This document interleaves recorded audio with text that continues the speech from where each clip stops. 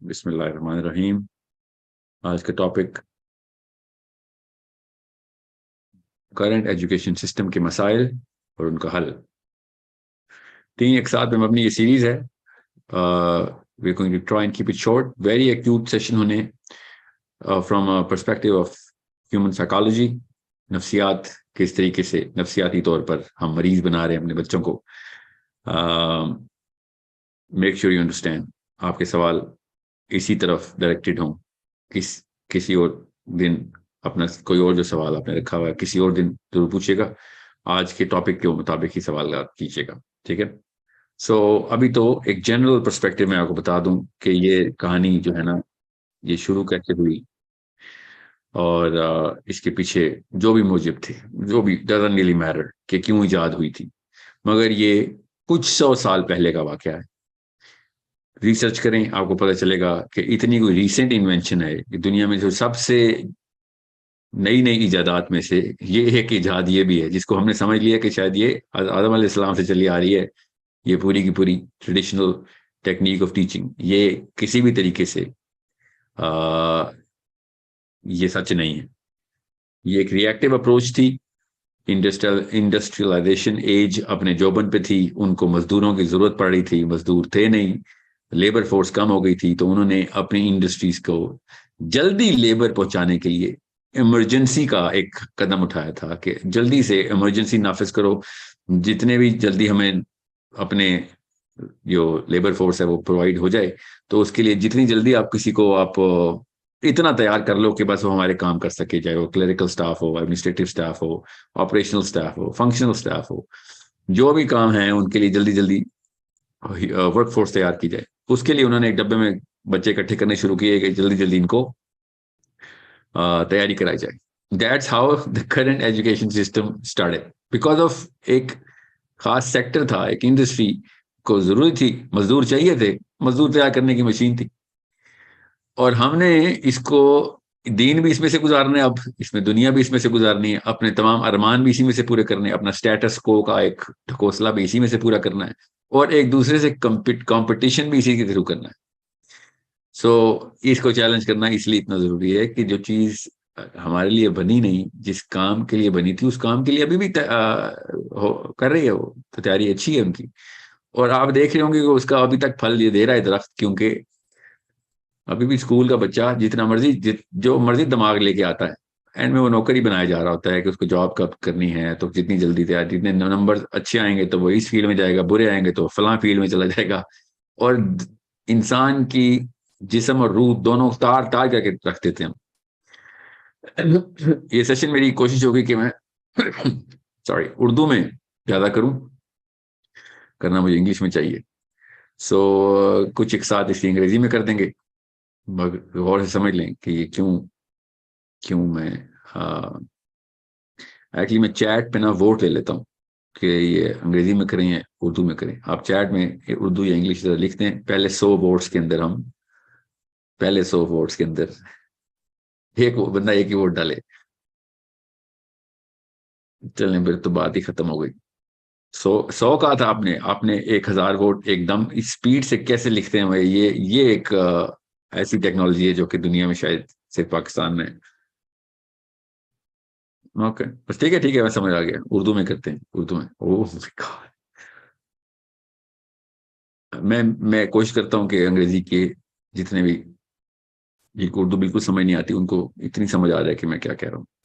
Okay, बहरहाल सो कहानी क्या है? कहानी ये है कि एक इंसानी जो दिमाग है ना, वो एक खास सिस्टम के ऊपर, एक अल्लाह ताला ने एक निज़ाम बनाया हुआ है जिसके ऊपर ये जिस्म जो है ना परवान चढ़ता है। वो निज़ाम है। 2-3 अलग अलग साइंसेस अपने सब्जेक्ट्स पूरी तरीके से हमें एक्सरे करके बता चुकी हैं कि बायोलॉजी के अंदर कि किस तरीके से दिमाग अपनी नशोनुमा कर रहा होता है, कौन सी स्टेजेस से गुजर रहा होता है। और एंडोक्रिनोलॉजी के अंदर भी हमें पता चल गया कि किस तरीके से हमारी केमिस्ट्री वजूद में आ रही होती है। बेसिक साइंस छोड़ दें अभी कि आप मुसलमान है नहीं, मकसद है कि नहीं, किस जगह पे पैदा हुए, आपकी एथनिसिटी क्या है, सोसाइटी क्या कर रही है, कोई फर्क नहीं पड़ता, अभी बात की बात है। अभी हम खाली इस मशीन को सामने रखते हैं और माइक्रोस्कोप के नीचे लेके आते हैं और देखते हैं कि इस मशीन में क्या हो रहा है। जब हम इस ब्रेन को समझने की कोशिश करते हैं, दिमाग को उसकी डायसेक्शन करते हैं, बच्चे पहले दिन के बच्चे से लेके अगले प्रीनेटल स्टेज से ले लें और उस फंक्शनिंग अडल्ट को ज़हन में रखें कि जो 30-32 साल का है और जी हाँ, मुझे मैं चैट अभी बंद करने लगा हूँ।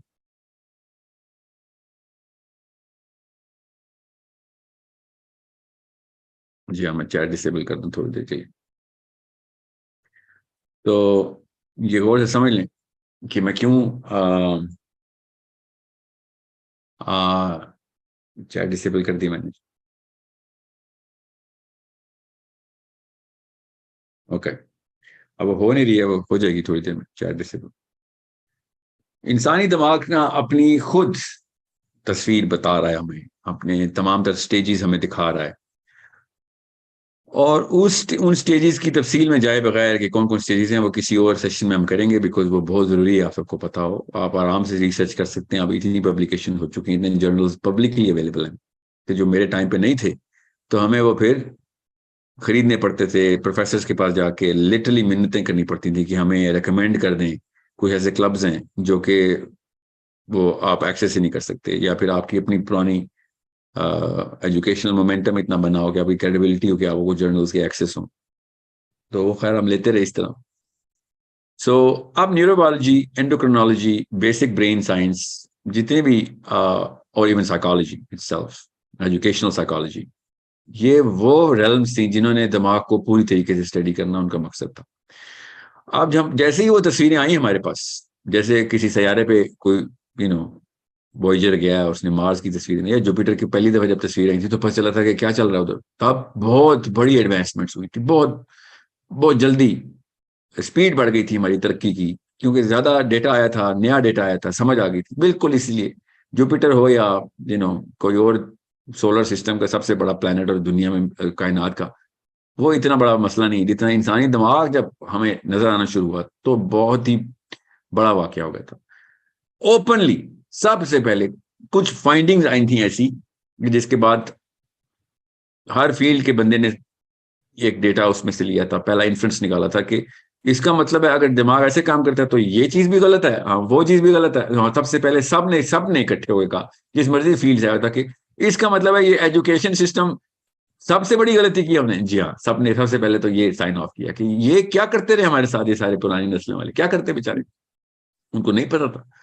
Brain was the only organ where doctors never saw the organ and just calculated based on the answers of the patient.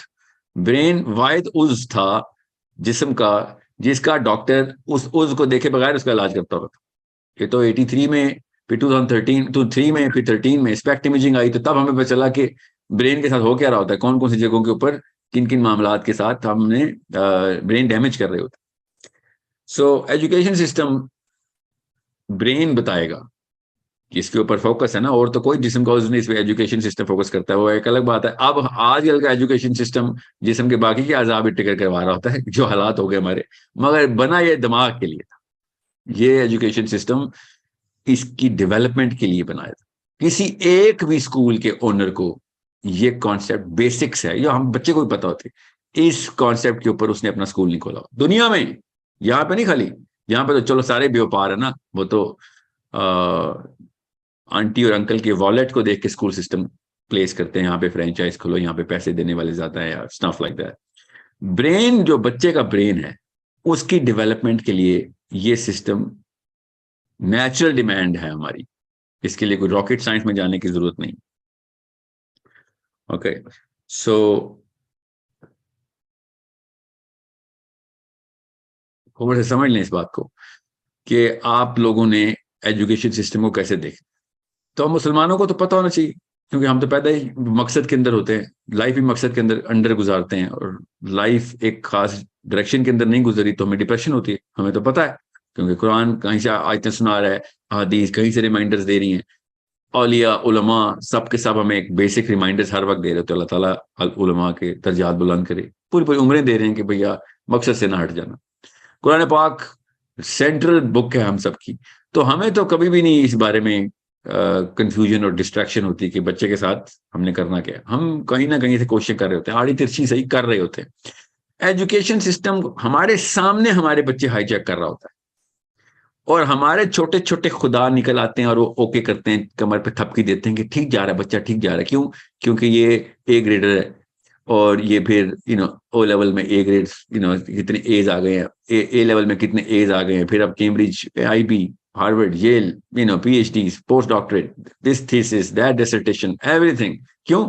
क्योंकि एंड इन माइंड माँ बाप के छोटे छोटे खुदा बताते हैं कि डॉलर इकट्ठे करने हैं, अच्छी जॉब होगी तो नाम बड़ा होगा खानदान में। ऐसे माँ बाप के लिए तो परफेक्ट एजुकेशन सिस्टम सपोर्ट करता है। और आपने देखा होगा कि तमाम स्कूल, एटलीस्ट पाकिस्तान के तो इंडिया के, अपने बोर्ड के ऊपर स्कूल का नाम लिखने की बजाय परसेंटेज बताते हैं हमारे ए ग्रेडर्स कितने हैं, कितने बच्चों ने ए ग्रेड लिया है। मतलब जब गिरना हो ना किसी ने, तो मुंह के बल गिरना हो, तो ये मिसाल होती है कि किसी स्कूल के बाहर जाए, और मैं बिला तफरीक तमाम स्कूलों की बात कर रहा हूँ, एक्सेप्शन भी नहीं मिलती ना हमें तो। और जो करोड़ में से एक एक्सेप्शन मिलती है, वो अपने चार चांद ना लगाएं, अपनी सीवी ना चमकाएं, because they should have been way more vocal about why the education system is wrong, even though I know they don't even exist. But even if they did exist, where is the voice? Where is the training that we all needed when we were, choosing uh, the next 10 years of my child? अगले 10 साल क्या करोगे तुम? अब मैं उन social issues की तरफ अभी नहीं जाऊंगा, क्योंकि मेरा सब्जेक्ट इस वक्त साइकोलॉजी है। मैं सोशियोलॉजी की तरफ नहीं जा रहा। सोशल इश्यूज, अगर किसी जगह पे बीमारी का गढ़ क्रिएट करना हो ना, वो जोहर जहां पे असली वायरस पलने हैं, तो वो इस एजुकेशन सिस्टम के साथ ब्लड टाइप मैच करता है। बिकॉज हर तरीके से वो वाली चीजें, एक टीचर को भी वो बीमारी लगी हुई होती है, और वो वही वाले बीमारियों को, वही वाले वायरसेस जो सोशल वायरसेस हैं, वो उधर हार्बर कर रहा होता है, और वहां पे सब लोग आ रहे होते हैं और अपने अपने बीमारियां प्रैक्टिस कर रहे होते हैं, और उनको रिकग्निशन मिल रही होती है। ये एक ऐसी बहस है जिसके ऊपर 10 सेशन भी करूं तो कम है, किसी और दिन करेंगे। इस वक्त मैं नफ्सियात को पिवट बना के पूरा का पूरा सेशन उसके अराउंड करने की कोशिश कर रहा हूँ कि human psychology, human chemistry, bio जो आपकी बायोलॉजी है, वो क्या आवाज लगा रही है, गौर से समझ ले। पहली किस्त तो साइंस समझानी जरूरी है, क्योंकि हर जगह पे ना एक वकील निकल ही आता है। मैं जब भी कोई वीडियो साइंस की भी नाम पे करता हूँ, एक वकील नीचे से आता है कि अच्छा आप तू बताएगा हमें, हमारे बुजुर्ग सारे गलत थे। कोई तो बताएगा ना। मैं अपने किसी अंकल से कह दूंगा, वो बता देगा, ताकि आपका ईगो ट्रिगर ना हो। मेरे पास भी बुजुर्गान है, उनसे कहूंगा ये वाली बात कर दे। अभी वो नहीं अवेलेबल, उनको पहले समझाना पड़ेगा ना, फिर वो समझ जाएंगे तो मैं आ जाऊंगा। आप तो समझ लें, या जिनको समझ आ रही है उनके बीच में क्यों खड़े हो रहे हो आके। साइंस समझ लें। हमारी जो केमिस्ट्री है ना, अल्लाह ताला ने ब्रेन के अंदर जो सिस्टम बनाया हुआ है, वो सिस्टम पानी पे चलता है। पानी और बिजली, लिटरली पानी और बिजली पे चलता है। हमारे ब्रेन का सिस्टम पानी और बिजली पे चलता है। दिस इज लिटरली एक जो पानी, जो तरबेला डैम और मंगला डैम है ना, उधर से पानी और बिजली प्रोड्यूस होती है। ये एग्जैक्ट वही सिस्टम है हमारा। इस पानी की, क्योंकि कंपोजिशन अलग अलग तरीके का फार्मूला होता है हर हार्मोन का, इसको हार्मोन बोलते हैं, तो वो सारे के सारे हार्मोन्स अपनी अपनी एक खास कैपेबिलिटी रखते हैं, और वो ब्रेन के एक न्यूरॉन के अंदर से ट्रांसफर हो रहे होते हैं, और वो डिटरमिन करता है, वो हार्मोन डिटरमिन करता है कि आपकी इमोशनल बिहेवियर कैसा होगा दुनिया में। ये है हार्डवेयर। अब मैं इसको हार्डवेयर बोलूंगा तो आपके जहन से पानी जो है ना, उसका कॉन्सेप्ट निकल जाएगा। हालांकि ये सारा का सारा वेटवेयर है, दिस इज वाटर। जो हार्डवेयर असल में है ना, वो हमारे न्यूरॉन्स हैं। न्यूरॉन्स के को अभी मैं न्यूरॉन ही बोलूंगा, क्योंकि अगर मैंने न्यूरोबायोलॉजी की टर्मिनोलॉजी यूज की तो आदि तो आवाम कहेगी कि पता नहीं कौन सी साइंस खोल दी। बेसिक न्यूरॉन, न्यूरॉन क्या है? वो एक धागा जिसके थ्रू सारा का सारा ब्रेन अल्लाह ताला ने सी के रखा हुआ है। ठीक है, the smallest part of the brain is called the neuron, right? अभी अभी के लिए। सो न्यूरॉन्स की जितने ज्यादा होते हैं, उतना ही ज्यादा जहीन होता है बच्चा। बस आसान करके बता दिया। असल में मुझे पता है मैं जरा ओवर सिंप्लीफाई कर रहा हूं, मगर अभी के लिए इतना काफी है। मैं अभी सिर्फ साइंस बताऊंगा इस सेशन में। जब एक बच्चे के न्यूरॉन्स हार्डवेयर डेवलपमेंट के अंदर कोई रुकावट आ रही होगी, तो ब्रेन की डेवलपमेंट के अल्लाह निज़ाम ही ऐसा रखा हुआ है कि अगर एक खास हिस्सा ब्रेन का इस्तेमाल ही नहीं होगा, तो एनर्जी बाकी की जगहों के ऊपर इस्तेमाल हो रही होगी, तो वो वाला हिस्सा खत्म होना शुरू हो जाएगा। ये basic brain anatomy, basic functions of the hardware of the brain है।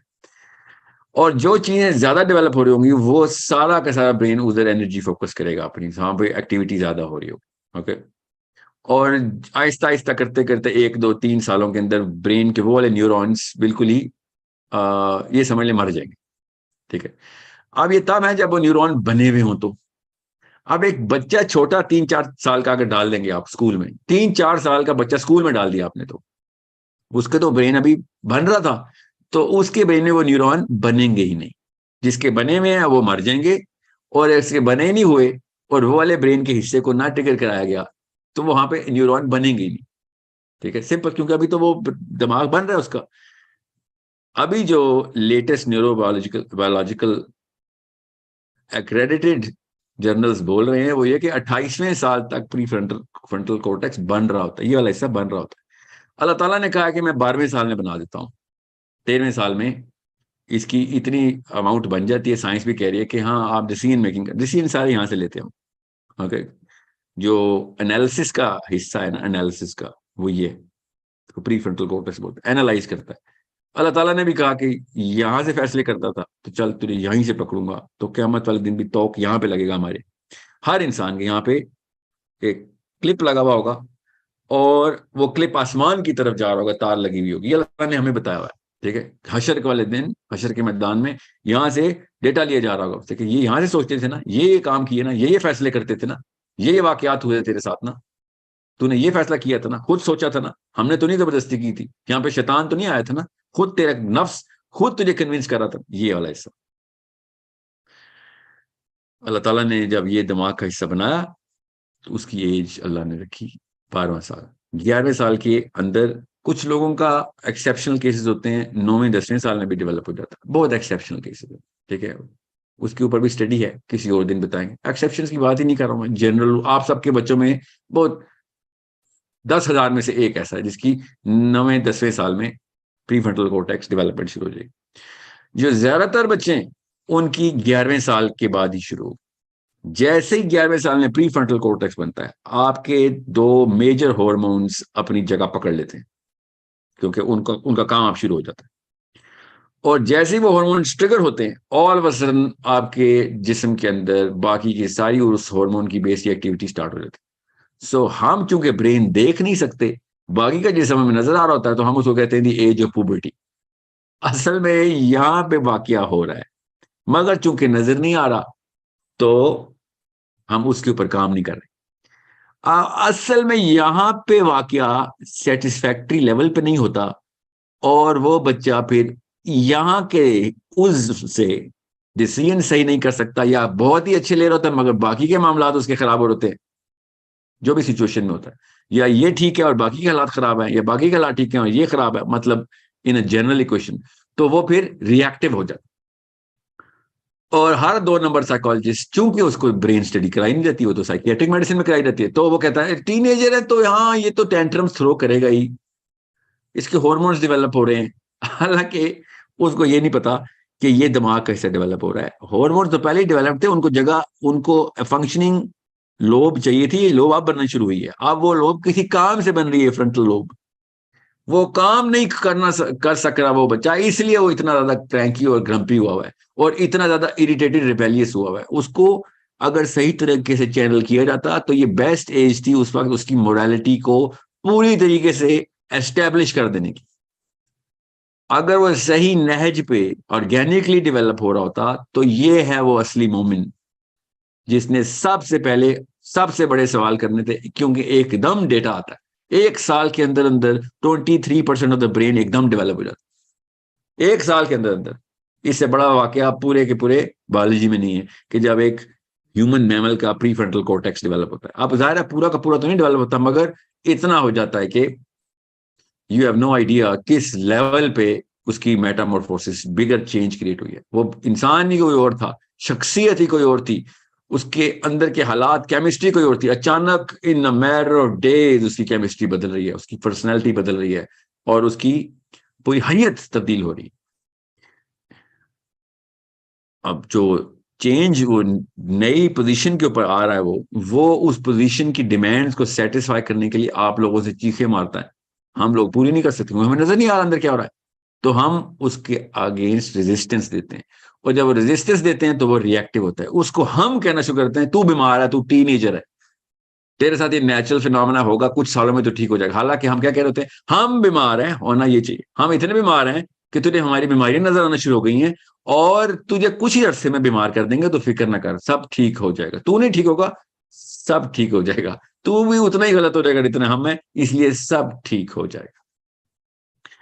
ये है असलियत टीनेज डिसऑर्डर की। जब आपका डॉक्टर या साइकोलॉजिस्ट बोले ना कि यार टीनेजर तो ऐसे ही करते ही हैं, तो वो ये बता रहा था कि मैं और आप तो एक जितने बीमार हैं, बच्चा भी बीमार करने के लिए 1-2 साल दे देते हैं, नहीं मानता तो सजा दे देना। जैसे कि किसी जेल में कैदी के साथ सलूक किया जाता है, बच्चा उस वक्त अपने ऊपर वो वाला सलूक समझ रहा होता। अभी मैं सिर्फ साइंस बता रहा हूँ, टॉपिक एजुकेशन सिस्टम में याद रखिएगा।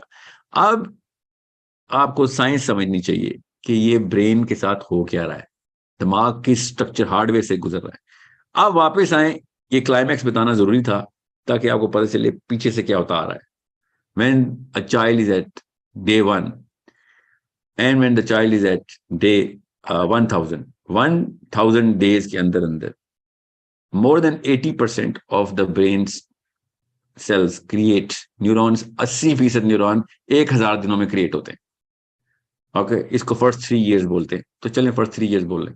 मगर 1000 दिन का ऐसा ग्राफ है कि जीरो से बिलियंस न्यूरॉन्स क्रिएट होने 1000 दिन के अंदर अंदर। कितना बड़ा वाक्य है। उस दौरान अम्मा का जो, वालदा का जो फर्ज है, वो आपको मैं बता नहीं सकता हूँ। पेरेंटिंग का इशू नहीं है, पेरेंटिंग का टॉपिक नहीं है मेरा मतलब है, इसलिए मैं इसको इस तफसील में नहीं जाऊंगा। हालांकि मेक और ब्रेक है, जितना मर्जी प्री फ्रंटल कोर्टेक्स बना लें, बाकी का हिस्सा बना ही नहीं हुआ तो प्री फ्रंटल कोर्टेक्स ने बेचारे ने क्या प्रोसेसिंग कर लेनी है। सो अगर बच्चा डम करना है तो ये पहले 1000 दिनों के अंदर कोई मेजर टीका लगा दें, डम हो जाएगा, परमानेंटली डम हो जाएगा। और अगर बच्चा इंटेलिजेंट करना है और उसका IQ 30 to 40 इंडेक्स पॉइंट्स के अंदर डिफरेंस में लेके आना है अपने और अपने हम असरों के, तो ये पहले 1000 दिन और 9वें साल से लेके 12वें और 13वें साल के बीच के ये 1000 दिन, 10, 11, 12, ये 1000 दिन और पहले 1000 दिन, ये 2000 डेज की वो जोन्स हैं कि आपका बच्चा या जीनियस हो जाएगा या परमानेंटली डम हो जाएगा। अच्छा बच्चा दोनों होंगे, बुरे बच्चे दोनों होंगे, अच्छे और बुरे की पर मत जाइएगा, ठीक है। पाकिस्तान नहीं खेल रहे हैं, हम इस वक्त साइंस बता रहे हैं। सो डम बच्चे भी तो अच्छे हो सकते हैं और इंटेलिजेंट बच्चे भी अच्छे हो सकते हैं, ठीक है। इस वक्त मैं आपको ये बता रहा हूँ हम डैमेज कैसे करते हैं। अभी मैं सिर्फ और सिर्फ IQ की बात कर रहा हूँ। अब आ जाएं EQ की तरफ, इमोशनली डैमेज कैसे करते हैं। जब आपके हॉर्मोन्स के जो ये सेंटर्स बन रहे होते हैं, सेंटर भी एक ब्रेन के हिस्से को ही कहते हैं, और भी जिस्म में हिस्से होते हैं हार्मोनल सेंटर्स के, इस वक्त मैं ब्रेन पे फोकस्ड हूँ, ठीक है। सो इमोशनल सेंटर्स जब बन रहे होते हैं, इमोशंस का मतलब होता है हॉर्मोन्स के सेंटर्स जब बन रहे होते हैं, तो उस दौरान अगर उसको वो वाली ऑर्गेनिक ग्रोथ नहीं मिल रही जो कि एक नेचुरल फ्लो में अल्लाह ताला ने तमाम तर अपनी किताब में वही डिमांड लिखी हुई, बताता हूँ आपको किसी और दिन कुरान पाक किस तरीके से ये कॉन्सेप्ट हमें बता चुका है, क्योंकि ये कॉन्सेप्ट कुरान पाक में एज इज है, हदीस में एज इज है, सीरा भरी पड़ी है, भरी पड़ी हुई है सीरा, किस तरीके से बच्चे की परवरिश करनी है organically. So 3-4 major hormones at play हैं। अगर वो 3-4 मेजर हॉर्मोन्स सही तरह डेवलप नहीं हुए और सही तरह डायरेक्ट नहीं हुए, दोनों बातें याद रखनी है आपने, सही तरह डेवलप नहीं हुए या सही तरह डायरेक्ट नहीं हुए, तो दोनों केसेस में आपने अबू जहल क्रिएट कर दिए, गारंटीड। क्योंकि अब मैं इमोशंस की बात कर रहा हूं, वो डम है या इंटेलिजेंट है, ये मैंने IQ के अंदर बात की, वो हार्डवेयर की बात है। जो जो आपके इमोशनल सेंटर्स हैं, वो अगर सही तरह क्रिएट नहीं हुए या फिर डायरेक्ट नहीं हुए, तो इतना सेल्फिश, सेल्फ सेंटर्ड, नार्सिसिस्टिक बच्चा आप पाल रहे हैं, या फिर इतना overly confident in terms where he is not supposed to be in, he's going against the scales of fairness, या फिर इतना अंडर कॉन्फिडेंट और इंफीरियोरिटी कॉम्प्लेक्स का बच्चा पाल रहे हैं। देखो एग्जैक्ट दूसरे दोनों स्पेक्ट्रम्स होते हैं कि उसके सेंटर्स डेवलप ही नहीं होने दे रहे और हो रहे हैं तो इतने मिसडायरेक्टेड है कि वो सेल्फ विक्टिमाइजेशन के अंदर घुस जाता है। इमोशंस ये काम करते हैं, ये दोनों काम यकमुश्त करने की मशीन को पाकिस्तानी अम्मी बोलते हैं या पाकिस्तानी अब्बू। और इसको तेज करने की मशीन को पाकिस्तान की उस्तानी बोलते हैं। ये दोनों IQ डैमेजिंग, EQ डैमेजिंग और मोरालिटी क्रैश कर देने का कोर्स कराना हो तो हम एजुकेशन सिस्टम के अंदर ये 3 मोहरे छोड़ दें। 3 मोहरे कौन है? 3 मोहरे हैं अम्मी, अब्बू और मैडम। ठीक है, चाहे वो मुताला पाकिस्तान की हो, चाहे वो इस्लामियात की हो, फिजिक्स की हो, बायोलॉजी की हो, जो भी हो, उसको ये नहीं पता कि कौन सी मशीन उसके सामने है, तो वो जो भी करेगी तो वही समझ लें डॉक्टर ने डॉक्टरी नहीं पढ़ी हुई, मगर हाथ में उसके स्कैपल है, छुरी है, और आप कहते हैं सीने में दर्द हो रहा है बस, और कुछ सर्जरी कर दे, तो उसने छुरी से खोलना है, जो कुछ नजर आना है, उसको नहीं पता कहाँ कहाँ पे दर्द, उसने सब कुछ निकाल लेना, या फिर कुछ ऐसी चीजें डाल देनी है कि उसके बाद आपको जितना मर्जी सी ले, आपने वापस उस बिस्तर से उठना नहीं। सो this is exactly what happens in a more intense way with the brain. दिमाग के साथ जब हम करते हैं काम, तब चूंकि दिमाग के ना मसाइल होते ऐसे हैं कि जब दिमाग ये वाला ऐसा उज्व है, बाकी के जितने भी उज्व है ना, वो मसला करें तो मरीज को दर्द होता है। ये याद रखिएगा, तकलीफ होती है, दिक्कत होती है। दिमाग ऐसा उज्व है कि इसमें अगर डैमेज हो जाए तो मरीज के आसपास जितने लोग हैं उनको दर्द होता है, उनको दिक्कत होती है, उनको तकलीफ होती है। ये इतना आउटबाउंड किस्म का उज्व है, इसमें मसला आएगा दुनिया को तबाह कर देगा, खुद ठीक होगा बाकी सबको मार देगा। और बाकी उस जितने हैं कि जिसमें मसला आएगा तो दुनिया ठीक रहेगी, ये खुद बेचारा गया, चाहे गुर्दे हों, दिल हो, मैदा हो, फेफड़े हों, जो भी उज्व हो, ये मरीज को खुद डैमेज करता है। और दिमाग जब खराब हो जाए तो लोगों को डैमेज करता है, बीवी को डैमेज करता है, शोहर को डैमेज करती है, बच्चों को डैमेज करता है, बॉस को, सबॉर्डिनेट्स को, रिश्तेदारों को, दोस्तों को। ये वो इमोशनल साइड बता रहा हूं। So this is a problem where you need to understand. अभी मैं एजुकेशन सिस्टम को प्लेस करता हूं इसके अंदर। पहले मैं आपको साइंस समझा रहा हूं, ओके। पहली किस्त में साइंस ज्यादा होगी, अगली किस्त में इमोशनैलिटी ज्यादा होगी, और तीसरी किस्त में सोशियोलॉजी ज्यादा होगी। फिक्र नहीं करना, तीनों में एजुकेशन सिस्टम को मैं आपको प्लेस करके बताता हूं। अब आपके ब्रेन सेंटर्स अभी बन रहे हैं, अभी बने नहीं है, पहले 1000 दिन पूरे नहीं हुए, ठीक है। और आपकी अम्मी पहले से प्री स्कूल, डे केयर और व्हाटएवर जो भी प्लान बना रही हैं। तो उस वक्त जो ब्रेन सेंटर के, जो ब्रेन के जो न्यूरोनल फैब्रिक को कंस्ट्रक्ट करने की मशीन को फ्यूल चाहिए था, वो सिर्फ और सिर्फ उस बंदे के पास था जो सगा बाप या सगी माँ की लेवल की इंटेंसिटी रखता है कि वो ब्रेन के सेंटर्स के ऊपर काम कर सके through certain acts and behaviour, जो कि अल्लाह ताला ने फर्ज करार देती है, सीरा ने सुन्नत करार देती। वो अगर नहीं पूरे हो रहे तो आपके न्यूरॉन्स डेवलप ही नहीं हो रहे। सिंपल, आप साइंस के थ्रू बता रहा हूं आपको, मैं तो मुसलमान हूं इसलिए मैं आपको बता रहा हूं, अल्लाह और उसके रसूल ने पहले ही बता दिया था। मगर चले आप मुसलमान नहीं है, ये आप समझते हैं यार मौलवी वाली बात ना कर, तो चले गूगल करें, शाबाश, देखे न्यूरॉन्स डेवलप कैसे होते हैं बच्चे के, आपको पता चलेगा न्यूरोनल डेवलपमेंट फैक्ट्री में 3 मेजर हॉर्मोन्स का काम है, ओके। और तीनों के तीनों major hormones parasympathetic nervous system के थ्रू अपनी ऑप्टिमम फंक्शनैलिटी में आते हैं।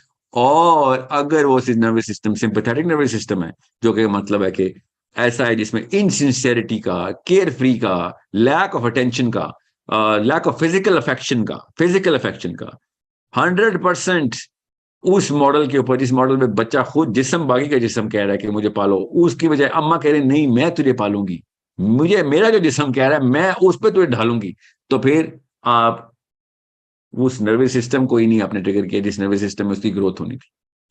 सो यू नीड टू अंडरस्टैंड, जैसे ही बच्चा पहले 1000 दिन का आप स्कूल में डालते ना, मैंने फिर कहा पेरेंटिंग के ऊपर मैं फोकस नहीं कर रहा हूँ कि 60 आवर्स का पेरेंटिंग की ऐप के अंदर वीडियोस हैं, उसमें ये तफसील है।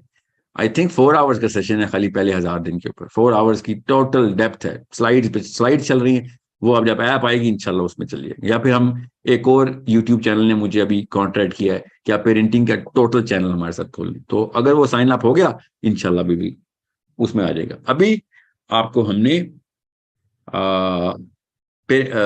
एजुकेशन सिस्टम के ऊपर फोकस करवाना है, okay. So where are we are when a child is going to go through daycare or pre-nursery, pre-daycare, post-daycare, pre-nursery, nursery, before the age of 5 or before the age of 6, before the age of 4, बच्चा अगर घर के environment की बजाय उन लोगों में जा रहा है कि जिनके थ्रू उसको ये सेंस आ रही है कि these people are not going to be catering to my emotional demands and needs, तो वो कोपिंग मैकेनिज्म में चल जाता है कि ठीक है फिर मैं कोप करता हूँ, ठीक है आप सारे के सारे वो बंदे जो मेरे घर के नहीं है, तो मैं ये जैसे ये बिहेव करें मैं सब वो बिहेव करना शुरू कर देता हूँ। जैसे ही आपको उस एज में ये साइकोलॉजी मिलना शुरू हो जाए, जो डे केयर में मिलती है, जो कि प्री स्कूल में मिलती है, तो आपका ब्रेन नेचुरली इस पूरे के पूरे साइकिल को परफेक्ट कर लेता है। आप फिर सारी उम्र इसी साइकोलॉजी के अंदर रहते हैं कि जो कुछ चल रहा है बस वही चलते रहना है, और जो भी अथॉरिटी फिगर आपके ऊपर आएगा उस वक्त आपने उसको वही वाला मनसब देना होता है कि जो असल में आपके अम्मा अब्बा का मनसब था। और एक्चुअली में यहाँ पे मनसब प्रैक्टिस करने के लिए अल्लाह ने मना किया हुआ है, मगर मैं चूंकि प्रैक्टिस कर रहे हैं हम सारे घर में, इसलिए बता रहा हूँ। So mother gets replaced by any authority figure. वो अमूमी तौर पर डे केयर की टीचर नहीं होती, डे केयर की वो केयर टेकर्स होती हैं, जो भी नर्सिस होती हैं वहां पे। सो होता क्या है कि असल में यहाँ पे वो जो मनसबदारी है ना, वो अल्लाह ताला ने मना की हुई थी। यहाँ पे सिर्फ अफेक्शन एंड अटेंशन देनी थी। ये नर्सिंग की एज है बच्चे की, यहाँ पे हायरार्की देनी ही नहीं थी। जैसे ही आप अदर देन सिबलिंग्स उसको डेली एक्सपोजर देना शुरू कर देंगे तो हायरार्की में एंटर हो जाएगा। और अगर आपका ब्रेन उस वक्त हायरार्की में एंटर हो गया कि जिस एज में ब्रेन अभी बना ही नहीं हुआ, तो फिर आप वो हायरार्की कभी भी नहीं टूटनी। एक्चुअली वो तो छोटा मसला है कि हायरार्की ना टूटे, वो हायरार्की की बेस के ऊपर जो हायरार्की है उसी के कंपार्टमेंट्स, जो demand of top of the hierarchy है वही डिमांड पूरी करने के लिए ब्रेन के जो कंपार्टमेंट्स चाहिए वही पूरा कर रहे होंगे। That's it. In other words, you are doing the exact opposite of what the brain actually required. Brain के सारे लोब्स यकमुश्त डेवलप करने जरूरी थे। अब मसला यह है कि उस एज में तो लोब्स ही नहीं बन रही, अभी तो आपका बेसल गैंग्लिया प्रोड्यूस, उसके ऊपर आउटर रिंग बहुत ही क्रूड फॉर्म में थोड़ा थोड़ा करके न्यूरॉन्स बना रही है। उस दौरान उसको माँ और बाप की सेल्फलेसनेस, टोटल अटेंशन, बिल्कुल बादशाह सलामत की तरह की ट्रीटमेंट चाहिए थी। लिटरली बादशाह की जिस तरीके से कनीज होती है वो भी कम सर्विस देती है, जिस तरीके से माँ अपने बच्चे को सर्विस देती है, बाप अपने बच्चे को सर्विस देता है। फिजिकली अफेक्शनेट, हर वक्त सीने से लगा के रखना, जब भी उसको कोई मसला उसी वक्त भाग के उस वक्त पहुंच जाना। This is the first 3 years that human brain, ये कोई नखरा नहीं है इंसानी बच्चे का, ये उसकी जरूरत है। इसके पीछे बहुत बड़ी साइंस है जो कुरान पाक से साबित है। हमारा जो इकोसिस्टम का सीडीपी है ना, सबसे पहले हमने बायोलॉजी कॉन्सेप्ट डेवलपमेंट प्रोग्राम, तो बायोलॉजी के अंदर जो हमने सीडीपी रन किया था, तो वो आपने उसकी, अल्लाह करे मैं वीडियो रिलीज कर सकूं आपके सामने, उनकी meetings.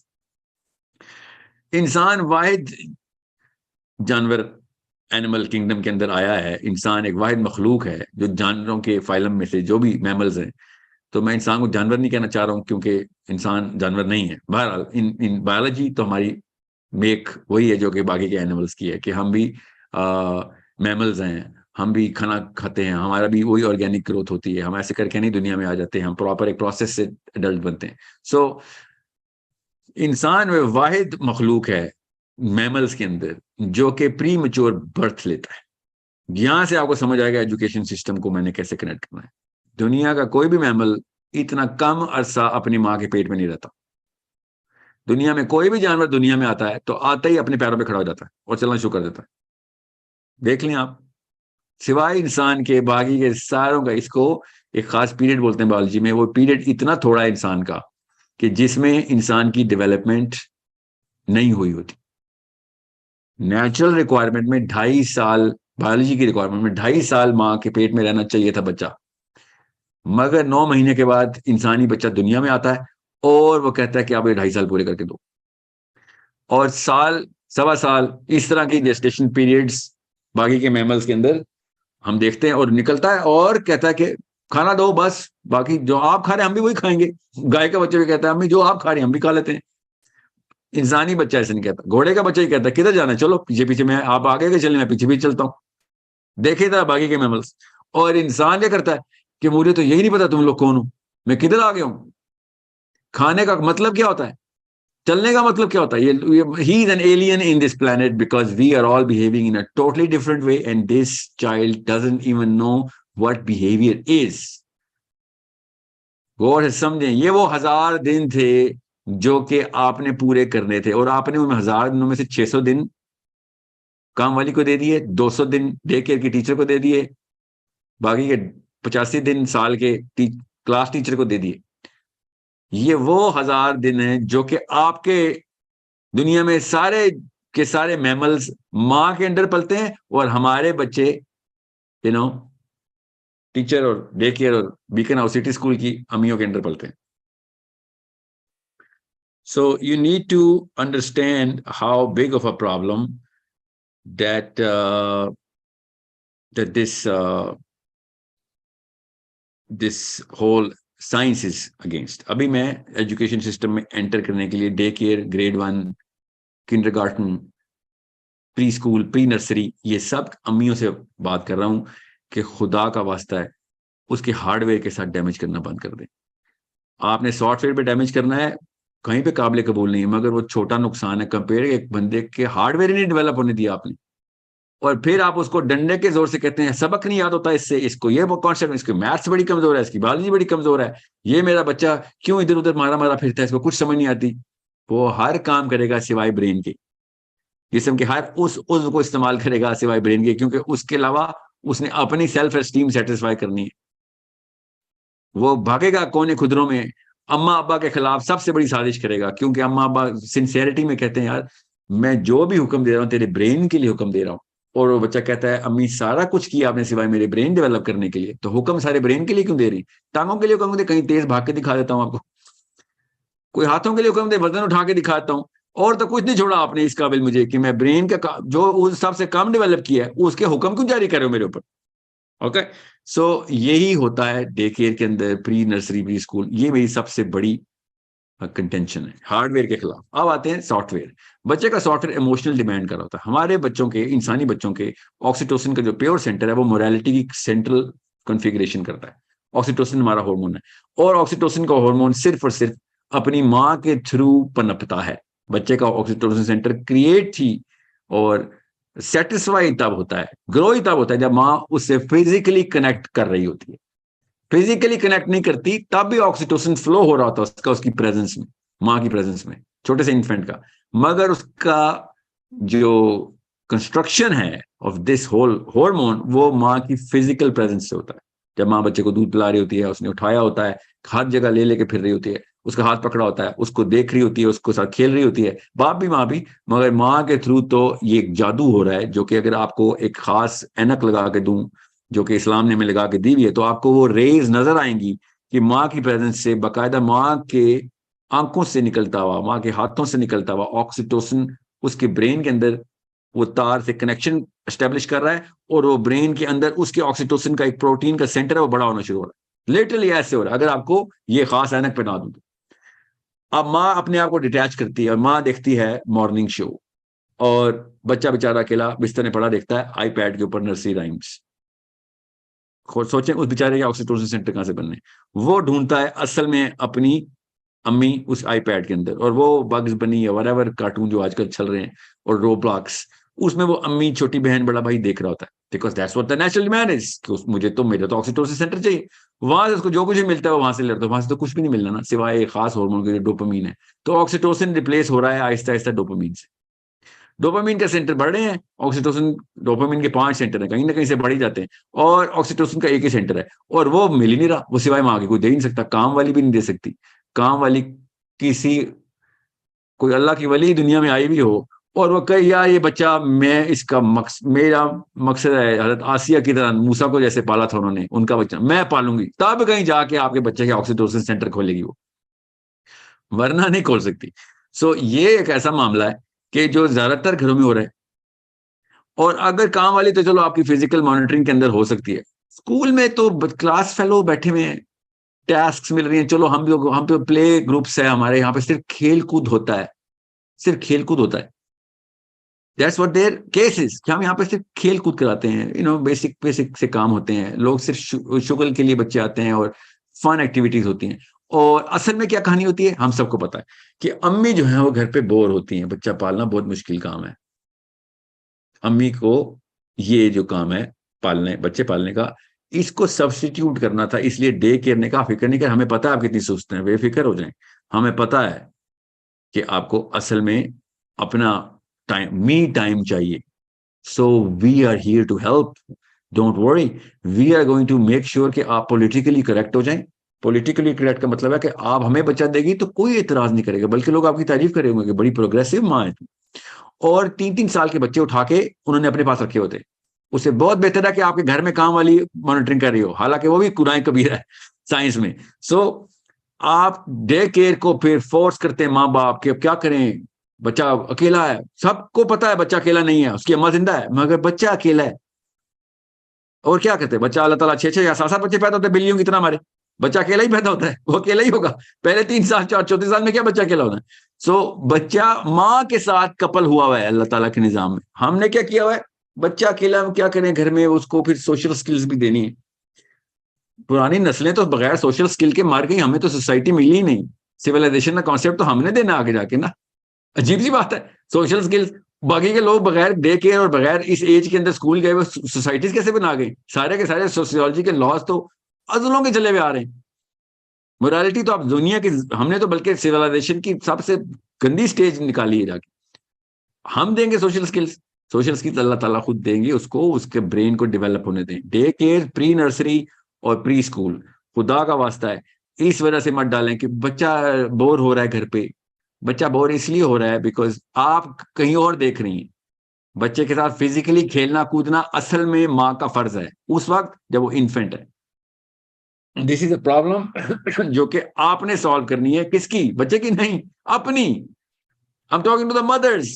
You are suffering from a problem here. That little poor child doesn't even know what the problem is. उसको तो प्रॉब्लम अभी देनी है हमने। सो अपने आप को पूरी तरीके से इन्फेंट्स के ऊपर डायरेक्ट, पहले 1000 दिन का माइलस्टोन मिस कर दिया आपने, तो फिर मत रोइएगा कि बच्चे के साथ बाद में लाइफ, पूरी लाइफ में क्या हो रहा है। उसको हर जबान सीखने में मसला आएगा, हर सब्जेक्ट सीखने में मसला आएगा, हर दोस्ती करने में मसला आएगा, हर रिश्ता निभाने में मसला। हार्डवेयर ही नहीं बना हुआ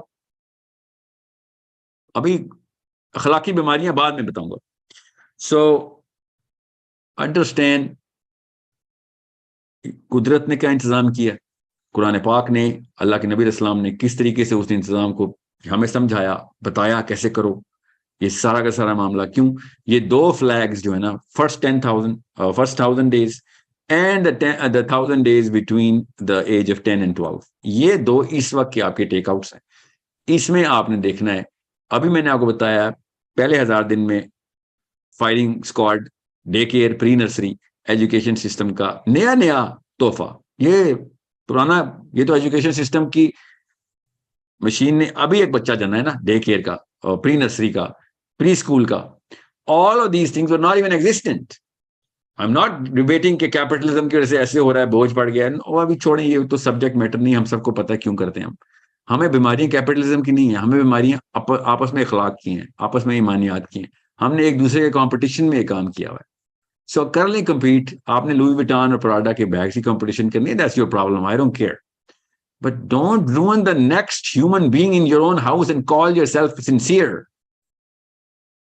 उसके साथ हार्डवेयर डैमेज तो मत करें, क्योंकि आप उसी स्टेटस को के पीछे इसको प्री नर्सरी में डाल रहे हैं। Because I am preparing my child for whatever big Harvard and Yale and whatever benchmarks that you set, even though 4 साल का बच्चा है वो भी हार्वर्ड एंड जेल की बातें करना बहुत बात की बात है। We all know why we do this to our kids. We all know that. We are just, बस खुद आंखें बंद की हुई हैं। दोनों एक जितने बीमार होते हैं, बताते नहीं कितने बीमार हैं। 2 बीमार मिलते हैं तो क्या शेर है मेरे बाजी का, कहो दो ताजिराना दिल मुकाबिल जिस घड़ी आए, कहा ऐसे लगा दीनार ने दीनार को देखा। कि जब आप दोनों को एक बीमारी हो तो फिर नहीं बताते क्या बीमारी है, हम यूज्ड टू रहते हैं। सो हम भी ये वाली रेस का हिस्सा बने हुए हैं। अभी मेरे पास जो वक्त है ना, वक्त वो कम है। प्री नर्सरी से मैं अब 10वें साल तक की जो असना है, द स्पैन ह्यूमन ब्रेन का एजुकेशन सिस्टम में, उसके साथ क्या हो रहा होता है, वो मैं आपको तफसील से बताऊंगा इंशाल्लाह अगली किस्त में। अभी 10 मिनट के लिए क्वेश्चंस लेते हैं। I have another session, I have a class actually, वो भी इमोशनल इंटेलिजेंस की क्लास है। So I have to really wrap up, we are gonna do a series. ज्यादा किस्तें करनी पड़ी तो ज्यादा किस्तें कर लेंगे, फिक्र ना कीजिए। Okay, so I am gonna open the microphone. I hope everyone is listening, sorry was listening, जब मैं कह रहा था कि क्वेश्चंस टॉपिक के बारे में ही रखिएगा. Okay, let's just go with a mother, any mother. If you are not a mother it's okay, I am just, I meant was खातून को पहले क्वेश्चन का आंसर है. या सबा, हरीबा, हिरा. अस्सलाम वालेकुम. Okay, this is a problem. आपने एक, आप जिसका मैं नाम दे रहा हूँ अपना माइक अनम्यूट कर लें. हिरा, अरीबा या सबा, इनके अलावा मत. राहुल भाई अस्सलाम वालेकुम। अस्सलाम वालेकुम सर. राहुल भाई अस्सलाम वालेकुम। मैं भी मदर हूँ, 17 ईयर्स ओल्ड का मेरा बेटा है। Hello hello. अस्सलाम वालेकुम। अस्सलाम वालेकुम. Actually, the question एक वो क्वेश्चन करो. मेरी बात सुनो सर प्लीज. अस्सलाम वालेकुम। राहुल भाई अस्सलाम वालेकुम। वो क्वेश्चन एक कजन से लेके था, एक छोटे बच्चे को कैसे पढ़ाना है। मेरा क्वेश्चन ले लें प्लीज। मेरा बेटा 17 ईयर्स ओल्ड है, मैं कनाडा में हूँ। हेलो. असल में मेरा जो स्पीकर सिस्टम है ना यहाँ पे, वो जैसे ही दो कॉन्फ्लिक्टिंग माइक्रोफोन्स आएंगे तो वो स्टैटिक देता है, तो आवाज मुझे तक नहीं आ रही होती. तो ये मत समझिएगा मैं सुनने के बावजूद म्यूट कर रहा होता हूँ. Let me just try and unmute Junera. मेरे से अनम्यूट, मेरे कहने पे आप अनम्यूट कर नहीं रहे हैं. I am clicking to unmute Junera. अस्सलाम वालेकुम सर. वालेकुम सलाम जी जुनेरा. सर मेरे असल में क्वेश्चंस बहुत ज्यादा, लेकिन आज मैं सिर्फ एजुकेशन सिस्टम से रिलेटेड ही पूछूंगी. मेरा बेटा है 4 साल का, तो मैंने उसको स्कूल में डाला था, लेकिन उसके बाद मैंने आपके लेक्चर सुनने के बाद और फिर खुद भी स्टडी किया. मैं खुद भी साइकोलॉजी की स्टूडेंट हूँ, मैंने एमफिल किया हुआ है. तो मैंने न्यूरोलॉजी को स्टडी करने के बाद उसको स्कूल से तो निकाल लिया. अभी प्ले ग्रुप में ही भेजा था मैंने उसको ना, बस 2-3 महीने गया तो फिर मैंने निकाल लिया उसको. अब मैं उसको एक तो अरेबिक लैंग्वेज का कोर्स स्टार्ट करवाने लगी हूँ आपके वो उस पे सिस्टम पे. तो दूसरा मैं ये पूछना था कि सारा दिन बच्चा कुछ ना कुछ एक्टिविटीज मांगता है. मैं उसके साथ ही होती हूँ, कुछ नहीं करती, सिर्फ कितने उसी साल को का ही बच्चा टाइम आपका? देती हूँ. जी. आपके बच्चे की उम्र कितनी है? 4.5 ईयर. या अब तो जाहिर है अब वो इन्फेंसी से तो बाहर आ गया है ना, तो आप उसको एक्सपोज करें एक्टिविटीज में where you are giving him you know certain kind of problems जिसको वो सॉल्व करना शुरू करे, छोटी छोटी, ज्यादा बड़ी नहीं. तो लैंग्वेज जो है ना, लैंग्वेज ये एक प्रॉब्लम देती है, आपको याद रखिएगा, क्योंकि ग्रामर होती है ना इसमें, उसमें फॉर्मूला होता है, वो फॉर्मूला खुद डिकोड करता है. इस एज में उसका ब्रेन वो वाले फॉर्मूलाज को, जिसको हम सिंटैक्स बोलते हैं, वो सिंटैक्स को डिसाइफर कर रहा होता है. ये बहुत बड़ा पजल है वो सॉल्व करता है. ये मुआजिजा है इंसान के दिमाग के वो वाली स्टेज के ऊपर जहाँ पे कोई इल्म तालीम नहीं उसकी, मगर वो इतना बड़ा कोड डिसाइफर कर लेता है कि उर्दू की, अंग्रेजी की, अरबी की ग्रामर क्या है, और वो सही ग्रामर पकड़ लेता है. ये एक ऐसा वाकया है जिसको मिस नहीं करना आपने. ठीक है, तो इसको 2 या 3 जबानें जरूर सिखाएं. मैं तो खैर हमारे तो स्कूल में अरबी है ना खाली, तो बाकी ये जगहों पे तो आप उर्दू तो बोलते हैं ना, घर में उर्दू भी आ रही है, उसकी ग्रामर अलग है. अरबी यहाँ से सीख रहे हैं आप, अंग्रेजी साथ साथ किसी और तरीके से आप अंग्रेजी सिखाएं इसको. 3 जबानें तो उसको आनी चाहिए ना एटलीस्ट, मगर फ्लुएंटली आनी अंग्रेजी के चाहिए. लिए मैं कर रही थी, लेकिन मैं लाहौर में रहती हूँ यहाँ पे, तो ऐसा कोई टीचर अवेलेबल नहीं है जो बच्चों को अंग्रेजी सिखाता हो. बड़ों को तो सारे सिखाते हैं, कोर्सेज भी हैं, लेकिन बच्चों को सिखाने वाला या मुझे नहीं पता चल रहा, या मुझे नहीं मिल रहा, या मेरा ख्याल है ही नहीं इधर पाकिस्तान में ऐसी कोई फैसिलिटी जो बच्चों को, इतने छोटे बच्चों को इंग्लिश लैंग्वेज सिखा सके. नहीं, खैर तरीका तो पुराना है, टेस्टेड भी है, इसकी मैकेनिज्म्स हैं पूरे. मैं लेट मी सी, अब क्योंकि अब लाहौर में ना, पाकिस्तान में तो नहीं मैं जानता, मगर let me see what I can do about this. ठीक है, तो सर प्लीज बहरहाल अगर आपका हो क्वेश्चन सके ये है तो. कि इस वक्त इसको लैंग्वेजेस के ऊपर फोकस करवाएं. 2-1 साल इसको पूरी तरीके से, and make sure he goes through some sort of effort to go through this. उसको वो एफर्ट जरूर करवानी है आपने. याद रखिएगा, ओनरशिप इस एज में स्टार्ट होती है.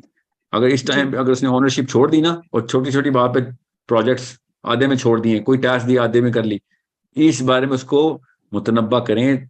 इसकी सरजनिश होनी चाहिए. अरे मारना नहीं है बच्चे को कभी, मगर सरजनिश करें कि भाई ऐसा नहीं होने देंगे, हम जो काम शुरू किया पूरा करेंगे हम. ठीक है, ये ओनरशिप की जो सेंस है ना, ये बहुत बड़ा एसेट है बच्चों का. इससे जो ब्रेन केमिस्ट्री बनती है वो आपको नहीं पता कितने उसके डिविडेंड्स इंशाल्लाह लेगा वो बाद में, बहुत फायदे होंगे। ठीक है। तो सर फिर So, मैंने एक बात और पूछनी थी कि अब इतना छोटा बच्चा, मैं उसको मोबाइल पे ही करवाऊंगी ये अरेबिक लैंग्वेज का, तो वो इतनी देर, जितना भी आपका वो टाइमिंग है उसकी कोर्स की, तो वो इतनी देर के लिए बैठ जाएगा मोबाइल पे? क्योंकि मैं उसको मोबाइल नहीं देती अभी, बिल्कुल नहीं भी तो वो आप नहीं यूज करता। नहीं, मोबाइल पे हो या लैपटॉप पे हो, आपने वो आधे घंटे की क्लास और जो उसके अंदर एक्टिविटी बनाई जाती है ना, वो एक्टिविटी तो घर के अंदर करनी होती है ना उसने, क्लास खाली जी आधे घंटे में उसने अटेंड करनी है, बाकी तो जी। उसको नहीं इतना सर एक मसला मेरी मोबाइल का बेटी नहीं होता, 11 साल मसला की, उसका मोबाइल पे जो क्वेश्चन है एक्टिविटी प्लीज। होती है ना उसका होता है। मोबाइल जी में एक नुकसान है, आंखों के ऊपर स्ट्रेस आती है, वरना मोबाइल में जो वीडियो गेम्स और ये इस एज में डाल देंगे ये मसला करेंगे। ठीक है। सो वो वो कंट्रोल करें। मोबाइल इटसेल्फ तो कुछ भी नहीं करता, मोबाइल के साथ अगर कोई ऐसी एक्टिविटी की जाए जिससे ब्रेन इन्वॉल्व हो रहा हो तब देखना पड़ता है कि क्या एक्टिविटी है। ठीक है। I hope you got the bigger part of your question answered. जी let's go to a boy. Salman, अस्सलाम वालेकुम। सलमान, अस्सलाम वालेकुम। हेलो, अस्सलाम वालेकुम। वालेकुम सलाम व रहमतुल्लाह। जी sir, I have been trying to talk to you since so long, शुक्र अल्हम्दुलिल्लाह मुझे बात हो रही है। अच्छा sir, regarding the education system, मैंने आपके इकोसिस्टम में एप्लीकेशन दी हुई है। I am trying to be a teacher for you.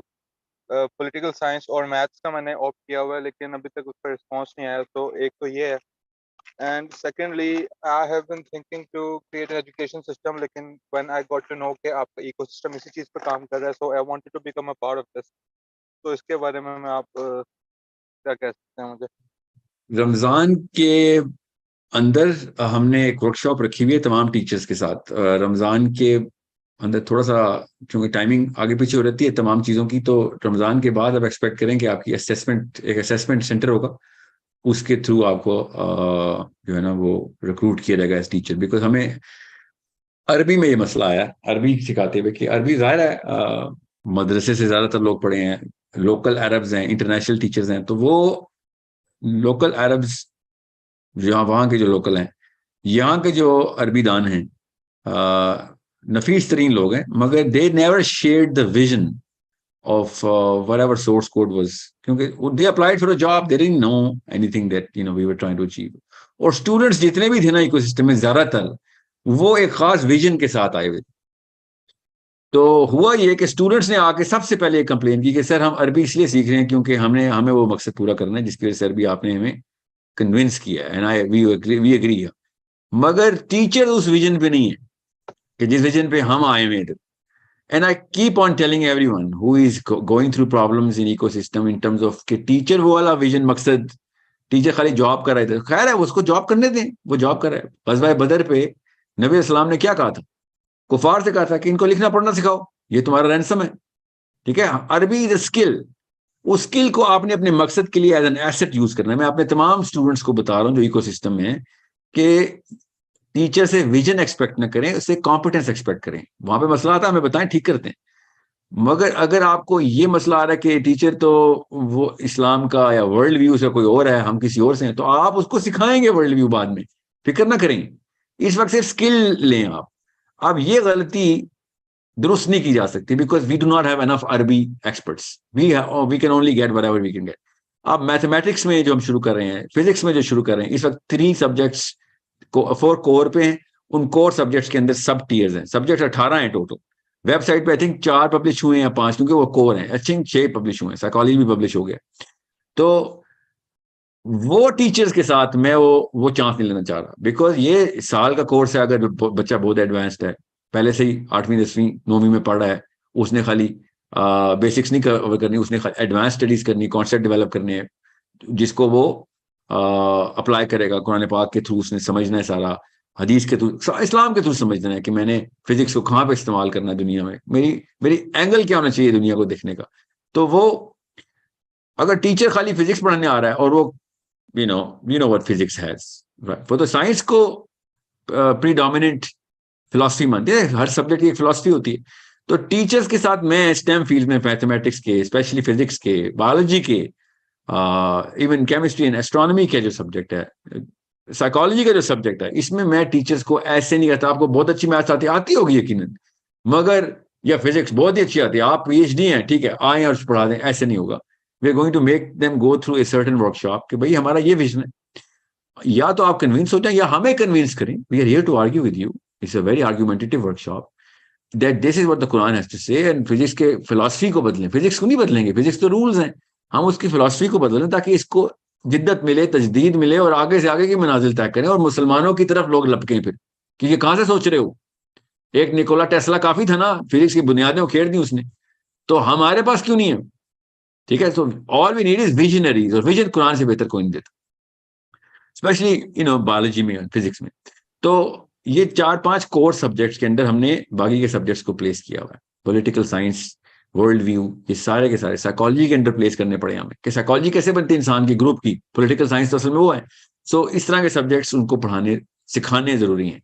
ये कॉन्सेप्ट डेवलपमेंट प्रोग्राम CDP इसको बोलते हैं कि एक प्रोग्राम का कोई भी पकड़ा, मैथमेटिक्स का कॉन्सेप्ट पकड़ा, फिजिक्स का पकड़ लिया, उस कॉन्सेप्ट को पहले कुरान से एक्सट्रैपोलेट किया कि भाई कुरान पाक इस कॉन्सेप्ट को एक्सप्लेन करता है, नहीं करता है तो कैसे करता है, हदीस के थ्रू क्या क्या रेफरेंसेस है हमारे पास इस कॉन्सेप्ट के ऊपर। कॉन्सेप्ट साइंस क्या है इस वक्त एस्टेब्लिश, हम कैसे देख रहे हैं। जैसे बायोलॉजी मैंने अभी आपको बताया कि कैसे देखना है कि पेरेंटिंग कैसे करनी है, कुरान पाक ने बताया हुआ है। साइंस हमें बायोलॉजी की भी बता रही है, कुरान पाक उस बायोलॉजी को मैनिफेस्ट करके दुनिया में बता रहा है, हमें नहीं पता कैसे बायोलॉजी काम कर रही है। फिर सीरा में सुन्ना में क्या हकाम है इसके सारे के सारे, कैसे करना है सारा का सारा मामला। ये सारे के सारे कॉन्सेप्चुअलाइजेशन उस साइंस को वैलिडेट करेगी। साइंस नहीं कुरान को वैलिडेट करेगा, कुरान या हदीस या सीरा सुन्ना उस कॉन्सेप्ट को वैलिडेट करेगी। उसके बाद हम साइंस ही खोलेंगे कि चलो अब एक्सपेरिमेंट करो, वर्कशॉप है, इसको वर्कशॉप बोलते हैं।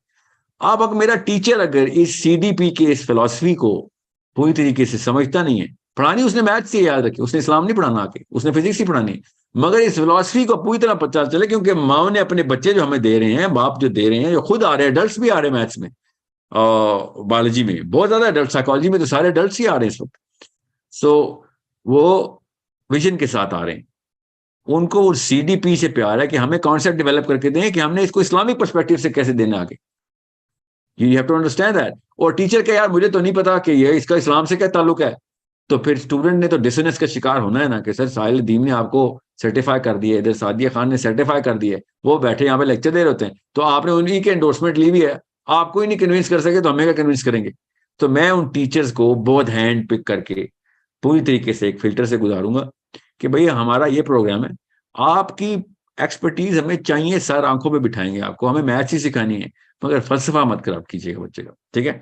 सो this is what we trying to do. आप अप्लाई करेंगे तो इसकी एक वर्कशॉप से गुजरेंगे, इंशाल्लाह we gonna have an amazing time together. हमने बच्चों को डेवलप करना है, बड़ों को भी डेवलप करना है, और उनको उन पर्सपेक्टिव्स, उन कॉन्सेप्ट्स को डेवलप करके इसके थ्रू उनसे बेहतर कोई कॉन्सेप्ट ना जानता, वो उस कॉन्सेप्ट के फलसफी बने। ये वन लाइन विजन है कि कोई भी कॉन्सेप्ट हो, किसी भी साइंस में हो, उस कॉन्सेप्ट का फलसफी हमारे पास, मुसलमानों के पास होना जरूरी है, जो लॉजिक से, रीजनिंग के थ्रू उसके असल मीनिंग बता सके, द रियल मीनिंग का मतलब है उसकी अफादियत बता सके। क्योंकि लाइफ के लिए होता है ना, I have no meaning in life, बिल्कुल इसी तरीके से हमने सब्जेक्ट मैटर का भी मीनिंग निकालना है, इसकी अफादियत क्या है, दुनिया को कहाँ पहुंचा सकता है ये कॉन्सेप्ट, कि इंसानों की तरक्की और प्रोग्रेस में किधर काम आ सकता है, कहाँ से पता चल रहा है, उसकी एंड इन माइंड से कि कहां तक लेके जा सकते हैं हम। मैं खाली फिजिक्स के चैलेंज की बात कर रहा था, कुरान पाक तो सबसे पहला चैलेंज फिजिक्स को करता है, वो लॉज ही नहीं फिजिक्स में जो कुरान पाक ने वाकयात बता दी हुए, सिंपल वन लाइन, वो लॉज हैं ही नहीं फिजिक्स के हमारे मुशाहिदे में कि जो कुरान पाक ने बता दिया वो काम। इसका मतलब है वो काम है, पॉसिबल है, इंसानों ने किए, कुरान ने बताया, हमने देखा ही गलत एंगल से फिजिक्स को, निचले एंगल से, गलत नहीं कहना चाहिए, निचले एंगल से, और ऊपर निगाह दौड़ाएं, देखें ऊपर के स्टैंडर्ड्स क्या हैं, ठीक है। That's what we gonna do इंशाल्लाह। I hope you understand. I am going to take a question from a girl, Uzma. अस्सलाम वालेकुम उज़मा, आप अनम्यूट करें। वालेकुम अस्सलाम सर। रियासत मदीना मॉडल स्ट्रीट हम लोगों ने एक पूरी गली बनाई है, उसमें 90 घर हैं, और हम वहाँ पर एक ऐसा इकोसिस्टम क्रिएट करने की कोशिश कर रहे हैं जहाँ पे तमाम के तमाम 800 लोग जो है वो बच्चों की ब्रेन डेवलपमेंट जो है वो बहुत अच्छे तरीके से करें। वहाँ पर मसला जो सबसे ज्यादा मुझे आ रहा है वो ये आ रहा है कि बड़ों को जो एडल्ट है वहाँ पे, उनको फैक्ट सुन के अपनी डेली प्रैक्टिसेस वो चेंज नहीं कर पा रहे। अब मैं तो एक बहुत ही मामूली सी स्टूडेंट हूँ, आपके सेशंस जो है वो सुन के, जो भी ये न्यूरोलॉजिकल डेवलपमेंट है, मैं वहाँ पे जाके उन लोगों को पढ़ाती हूँ कि अल्लाह ताला ने दिमाग में बल्ब डालेंगे वो, लेकिन असल मसला जो है वो बड़ों का आ रहा है, उसमें मुझे आपकी बहुत ज्यादा मदद की जरूरत है, क्योंकि वो एक पूरा, आप अगर उसको नेट पे भी सर्च करेंगे रियासत मदीना मॉडल स्ट्रीट, तो 800 लोग हैं जो वाकई में खुद इधर को नहीं है, बदलना चाह रहे हैं। कहाँ पे है स्ट्रीट? सर कोरंगी के अंदर, डिस्ट्रिक्ट कोरंगी के अंदर, चक्रा गोड के अंदर ये स्ट्रीट है, पूरे इंटरनेट पे जो है वो काफी वायरल है, आप जैसे ही सर्च करेंगे आपको मिल जाएगा। मतलब तो बड़े क्या दाढ़ी आप वाले, लोग पहले से उधर रह रहे थे और आप लोगों ने मिलके एक फैसला किया? मेरी रिहाइश सर, मेरी पैदाइश कोरंगी की, अभी मैं शादी होकर गुलशन आ गई हूँ, लेकिन अल्हम्दुलिल्लाह मेरे शौहर की मुझे इजाजत है, तो मैं वहां पर जाके, एक्चुअली मैं तो पिछले 7-8 वो सालों से मैं जो एक, सवाल पूछ रहा हूँ समझे, वो जी लोग जो वहां के रिहायशी हैं जी, उन्होंने मिल के फैसला किया है कि हमने रियासत मदीना मॉडल के ऊपर जिंदगी गुजारनी है, और या फिर वो बाद में जगह खरीदी इन लोगों ने जिनका नहीं नहीं आपस नहीं में एक नहीं जैसा विजन था? नहीं, वो एक रिहायशी है, एक गली है जिसमें 90 घर हैं, और उन सब ने मिलकर ये फैसला किया है कि हमने रियासत मदीना मॉडल स्ट्रीट के तौर पे जिंदगी गुजारनी है। हम ये कहते हैं कि क्या रियासत मेजर किया मदीना, इसका? सर रियासत मदीना मॉडल स्ट्रीट के 2 पिलर है, एक तो वो जगह फिजिकली बहुत खूबसूरत हो, जो कि वो बन गई है अल्हम्दुलिल्लाह। ओहो, मेजर का मतलब है इसको कैसे पता चलेगा कि हाँ ये फैसला किया था, इस पे अमल दरामद भी हो रहा है? सर अभी हमारी कुछ एक्टिविटीज हैं, जैसे फॉर एग्जांपल जो हमारा एक मेजर है ना, वो सबसे बड़ा मेजर ये है कि हम 800 के 800 लोग जो है वो बच्चों को इस तरीके से हम उनके ब्रेन डेवलपमेंट करेंगे कि वो उनका इंटरेस्ट जो है वो साइंस के अंदर बढ़ता हुआ हमें खुद दिखेगा, और वो जो है वो एक्सपेरिमेंट करेंगे और लोगों से सीखेंगे। लेकिन अभी जो है ना, जैसे फॉर एग्जांपल वहां पर जो ऐसा इन्वायरमेंट है, एक्चुअली मैं बहुत ज्यादा एक्साइटेड हुई हूँ आपसे बात करके, इसलिए मैं शायद सही से समझा भी नहीं पा रही, मुझे पता है आपका टाइम कीमती है। अभी ये हो रहा है वहां पर कि पूरी गली के जो लोग हैं वो एक साथ सुबह उठते हैं, और हमें पता है कि हम अस्पताल नहीं बना सकते, लेकिन एक मुसलमान और पाकिस्तानी के लिए हेल्दी होना जरूरी है, तो एक साथ काफिले की सूरत में फजर की नमाज पढ़ने जाते हैं, उसके बाद आके एक्सरसाइज करते हैं। पूरे महीने में सारी गली के लोग एक साथ जमा होते हैं, और एक साथ जमा होकर अपनी गली पे सड़क के ऊपर सब अपने घर से खाना बना के लेकर आते हैं, और एक साथ बैठ के खाते हैं, ताकि हमारे अंदर जो फिरका वारानियत का सिस्टम है वो खत्म हो और एक दूसरे को जाने। फिर जो वहाँ के उनके मर्द हैं और माएँ हैं, वो मिलके बैठ के जो है ना, मैं खुद जाती हूँ उनको सेशन लेने के लिए, और मैं उनको बताती हूँ अल्लाह ताला ने आपके बच्चों के दिमाग में न्यूरॉन्स ये बल्ब डाले हैं, ये वो, आपने अपने बच्चों की तरबियत जो है वो इस तरह से करनी है। तो ये पूरा वहाँ का सिस्टम है, वहाँ पे सारी जो माएँ हैं, वो माएँ और बहनें जो बच्चियां हैं, जितनी भी सारी लेडीज की एक एक्टिविटी होती है, उसमें वो सारी की सारी लेडीज गली में जमा होती हैं और वो खेलती हैं और वो एक्टिविटीज वगैरह करती हैं। हमारा पूरा मकसद ये है कि वो एक ऐसी गली बने, नंबर 1 तो फिजिकली तो माशाल्लाह डेवलप हो गई, सेकेंडली वहां से एक ऐसे बच्चे निकले, ऐसे एडल्ट निकले जो जहनी तौर पे इतने ज्यादा पावरफुल हो कि वो वर्ल्ड लीडरशिप भी, मतलब पहले पाकिस्तान की लीडरशिप को जो है वो अचीव करें, उसके बाद फिर वर्ल्ड लीडरशिप की तरफ भी जो है वो जाएं। आई थिंक जिसको नहीं पता था उसको भी आपने बता के बहुत, मतलब it's an amazing amazing initiative. अल्लाह ताला आप यस सर। सबको इस काम में कामयाब करे। बहरहाल आपका क्वेश्चन क्या है? सर मेरा क्वेश्चन ये है कि उसमें हमें एडल्ट्स को लिए ना, मतलब हमें, मुझे आपकी मदद की जरूरत है, मुझे एक दफा जो है वो आपसे उसमें मिलने की जरूरत है, क्योंकि पाकिस्तान का जो कैरिकुलम आप सिस्टम है ना, वहां पे रहती हैं? सर मैं गुलशन में रहती हूँ, लेकिन मैं वहां पर ओहो, जाती मतलब, जी आपका कोई कोई डिसीजन है उधर, कोई इन्फ्लुएंस है उन लोगों पे? जी जी सर, सारा का सारा इन्फ्लुएंसर मतलब अल्लाह का है, और अल्लाह के बाद अल्लाह के इख्तियार में जो है वो मेरा है। वो 800 लोग जो है वो ओके, मेरी आवाज तो से मैं जमा हो अपनी जाएंगे अपनी सर। खिदमात जो है ना वो पेश करता हूँ उनको। कोई भी काम हो बच्चों के, कोई भी साइकोलॉजिकल या इमोशनल या कोई भी सेशन, कोई भी एक्सपेरिमेंट करना हो, मेरी उनसे कहिएगा, फ्री बुकिंग है उनके लिए, ठीक है? बस ये याद रखिएगा कि वो अ, आप डिसीजन मेकर हों उधर, मतलब। जी ओके। सर, सर बिल्कुल बिल्कुल मैं डिसीजन मेकर हूँ। आप मुझे बताइए सर, आपसे मैं राब्ता कैसे कर सकती हूँ फिर बाद में? हमारे कैप्टन आप मोहम्मद उमर है, मैं बस ठीक आईएमएस है, का हिस्सा हूँ, उनसे कहें, मोहम्मद उमर है। हमसे मुझे उनसे मेरा ईमेल एड्रेस ले लें, जी और उनसे कहें कि वो कोऑर्डिनेशन टीम को बता दें, जब भी सेशन करना हो मुझे बता दिएगा। जी ऑनलाइन सर, ना, और प्लीज, कराची आया तो जी खुद सर, आऊंगा मैं। जी सर कराची आए तो मैं चाहती हूँ आप विजिट करें, क्योंकि मेरा मकसद यही है कि 800 लोग जब तैयार हो जाएंगे ना, हाँ, उसके मेरे बाद में लायक कि कोई वो, खिदमत तो आपने बतानी है, ये मत रास्ते मदीना का नाम ले लिया, काफी है मेरे लिए। ठीक है, जी सर, सर प्लीज आप इसको इंटरनेट पे सर्च लाजमी कीजिएगा, आपको फौरन से मिल जाएगा। चलो ठीक डॉन जियो सबकी कवरेज है। है। ओके ठीक है सर, थैंक यू सर। जी, बहुत शुक्रिया। Okay, guys, let's just call it a day. I have 3 minutes. Let me just take one last question. Last 3 minutes. One boy. One boy.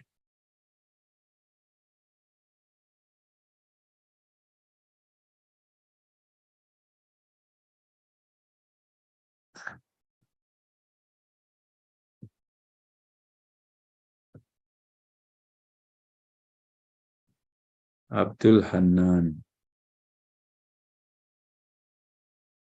अस्सलाम वालेकुम।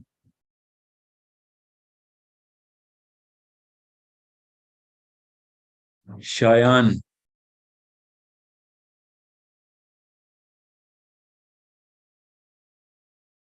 अस्सलाम वालेकुम। वालेकुम सलाम जी। सर मेरा क्वेश्चन ये है कि आप कहते हैं कि इंटेलेक्चुअलिज्म के ज़रिए हम अपर हैंड हासिल कर सकते हैं, लेकिन don't you think that fascination for intellectualism is dying day by day across the globe? So even if we get upper hand, then what will be like a benefit of it?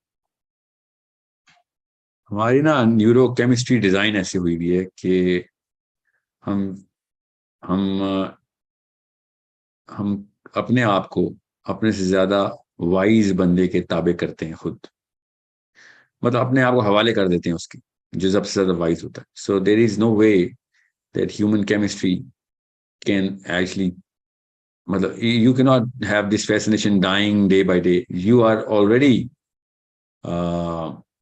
जिसने भी ये मफरूजा निकाला हुआ है कि ये chemistry change हो रही है, तो वो खुद ये क्लेम कर रहा है कि मेरे ताबे आओ, समझे? सो ही इज नेचुरली बड़ा पैराडॉक्सिकल किस्म का फिनोमेना है कि वो कह रहा है मेरी बात सुनो, मैं बता रहा हूँ chemistry is dying down every day, तो हमें कुछ और करना चाहिए या फिर ये वाली चीज खत्म कर देनी चाहिए। वो क्लेम कर रहा है कि वो वाइज है, उसको समझ आ रही है, तो उसकी बात मानी जाए, ठीक है? So it's a pretty intellectual attempt for intellectualism when you say this, that intellectualism is dying. It's merely an attempt for to be an intellect, to say just the very statement that intellectualism is dying, or fascination for intellectualism is dying. Okay, mighty intellectual of you to say that. So it's wrong. Okay, ऐसा नहीं होगा। Okay, so ऐसा हो नहीं। Chemistry जो है ना, वो कभी भी नहीं अपने आप को चेंज कर सकी अभी तक। आदम अलैहिस्सलाम के पहले बच्चे से लेके आज तक केमिस्ट्री, ह्यूमन केमिस्ट्री वैसी की वैसी। हाँ, इन्फ्लेट हुई है, ठीक है, कंस्ट्रिक्ट हुई है कई जगहों पे, इन्फ्लेट बहुत जगहों पे हो रही है, इसको परवर्जन बोलते हैं ना।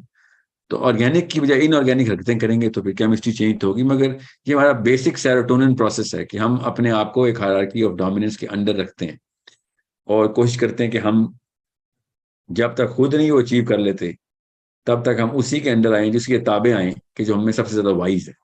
Okay, that's a human chemistry.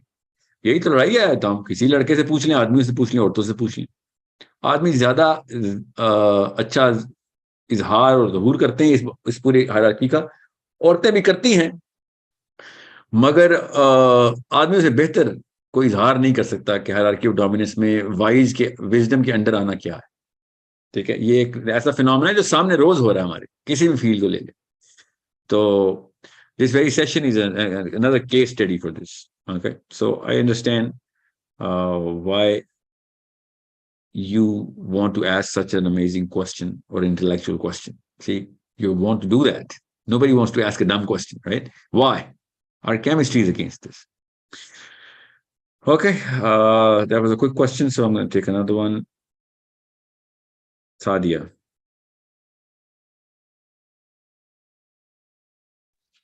अस्सलाम वालेकुम।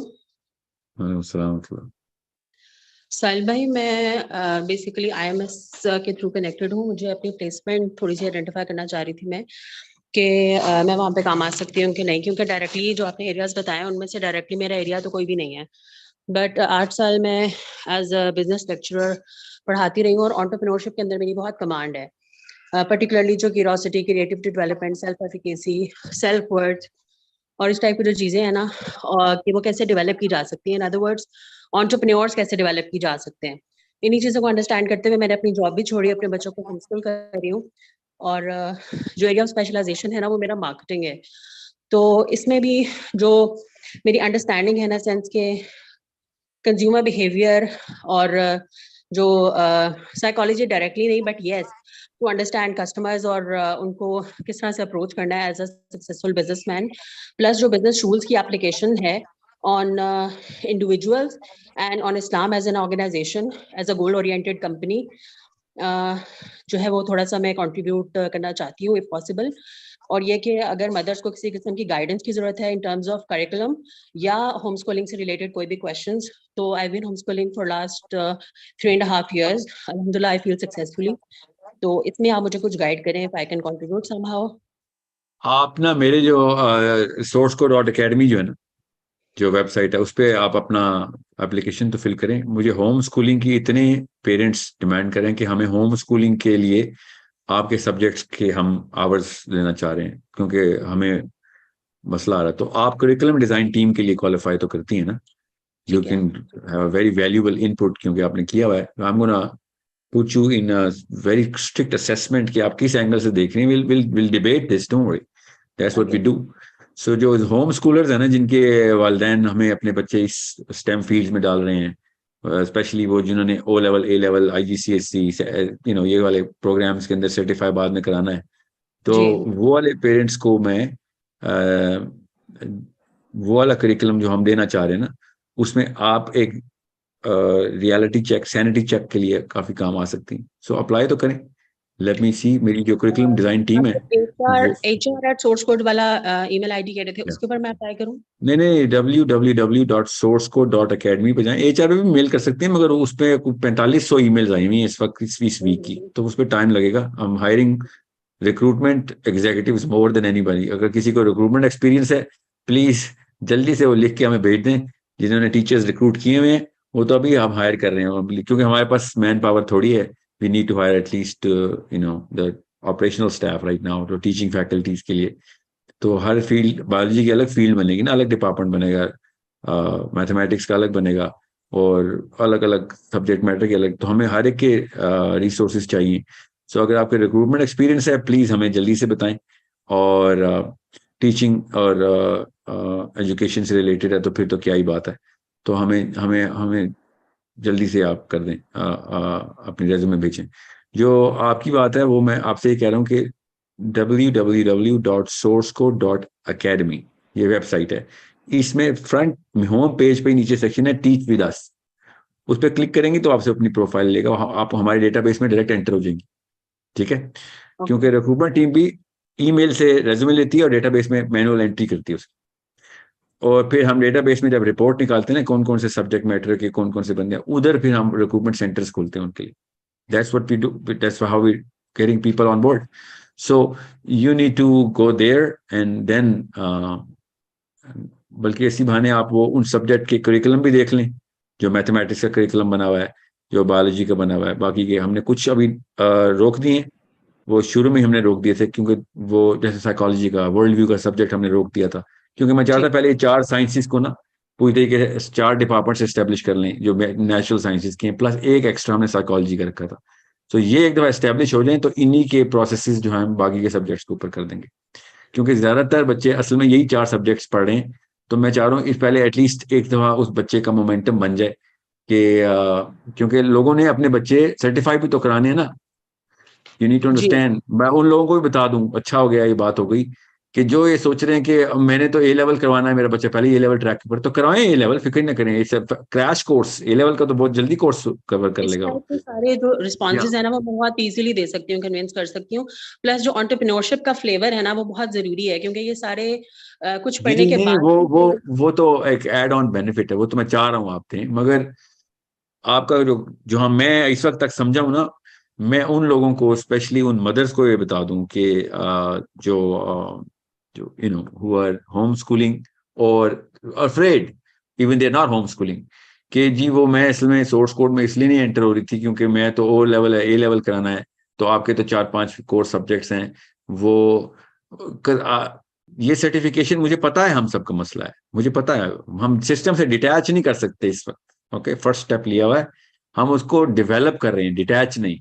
ए लेवल भी करेगा, ओ लेवल भी करेगा, जितने भी सर्टिफिकेशन जो कि जरूरी हैं इंटरनेशनल प्रोग्राम्स के लिए वो जरूरी है, हमें भी पता है।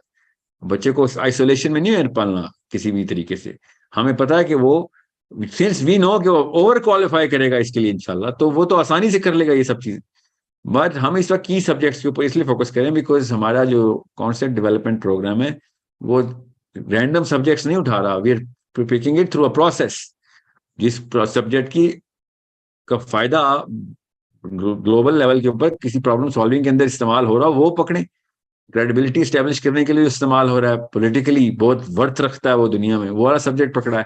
और अगर वो क्वालिफाई कर रहा है कि हाँ जी हमने, अल्लाह ताला ने भी, मुसलमानों ने उसकी इफादियत कुरान पाक में से देख सकते हैं हम, तो फिर तो उसी वक्त ब्लड टाइप मैच हो जाती है।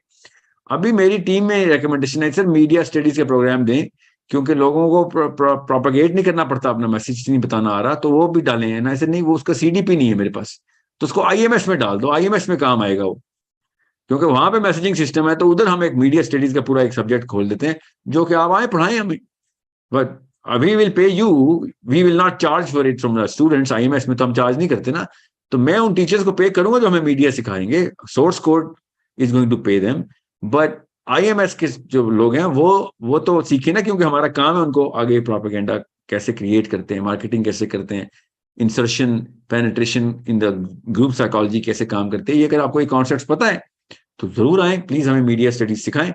एंड बिल्कुल वही सैलरी लें जो मार्केट्स में सैलरी मिलती है, हम वही देंगे आपको, फिक्र नहीं करें इंशाल्लाह। मगर सोर्स कोड में मुझे बहुत स्ट्रिक्ट गाइडलाइंस हैं सादिया की तरफ से कि आपने सिर्फ वो वाले सब्जेक्ट्स इंट्रोड्यूस करें कि जो कुरान हदीस से और कुरान से कनेक्ट करके हमारे उस क्लियर 100 ईयर प्लान के ऊपर पूरा बच्चे को डेवलप कर रहे हो। जो एक्स्ट्रा स्किल्स हैं वो कहीं और से ले या ना ले, मगर ये वाली स्किल्स तो हम देना। तो आई डाउट कि हम मीडिया स्टडीज को इकोसिस्टम में, या सोर्स कोड डॉट अकेडमी का नाम इकोसिस्टम है तो उसमें डालेंगे, मगर आईएमएस में डालने के लिए मैं पूरी तरह तैयार हूँ। ये आप सबके लिए मैं ये आप सबको बता दूं।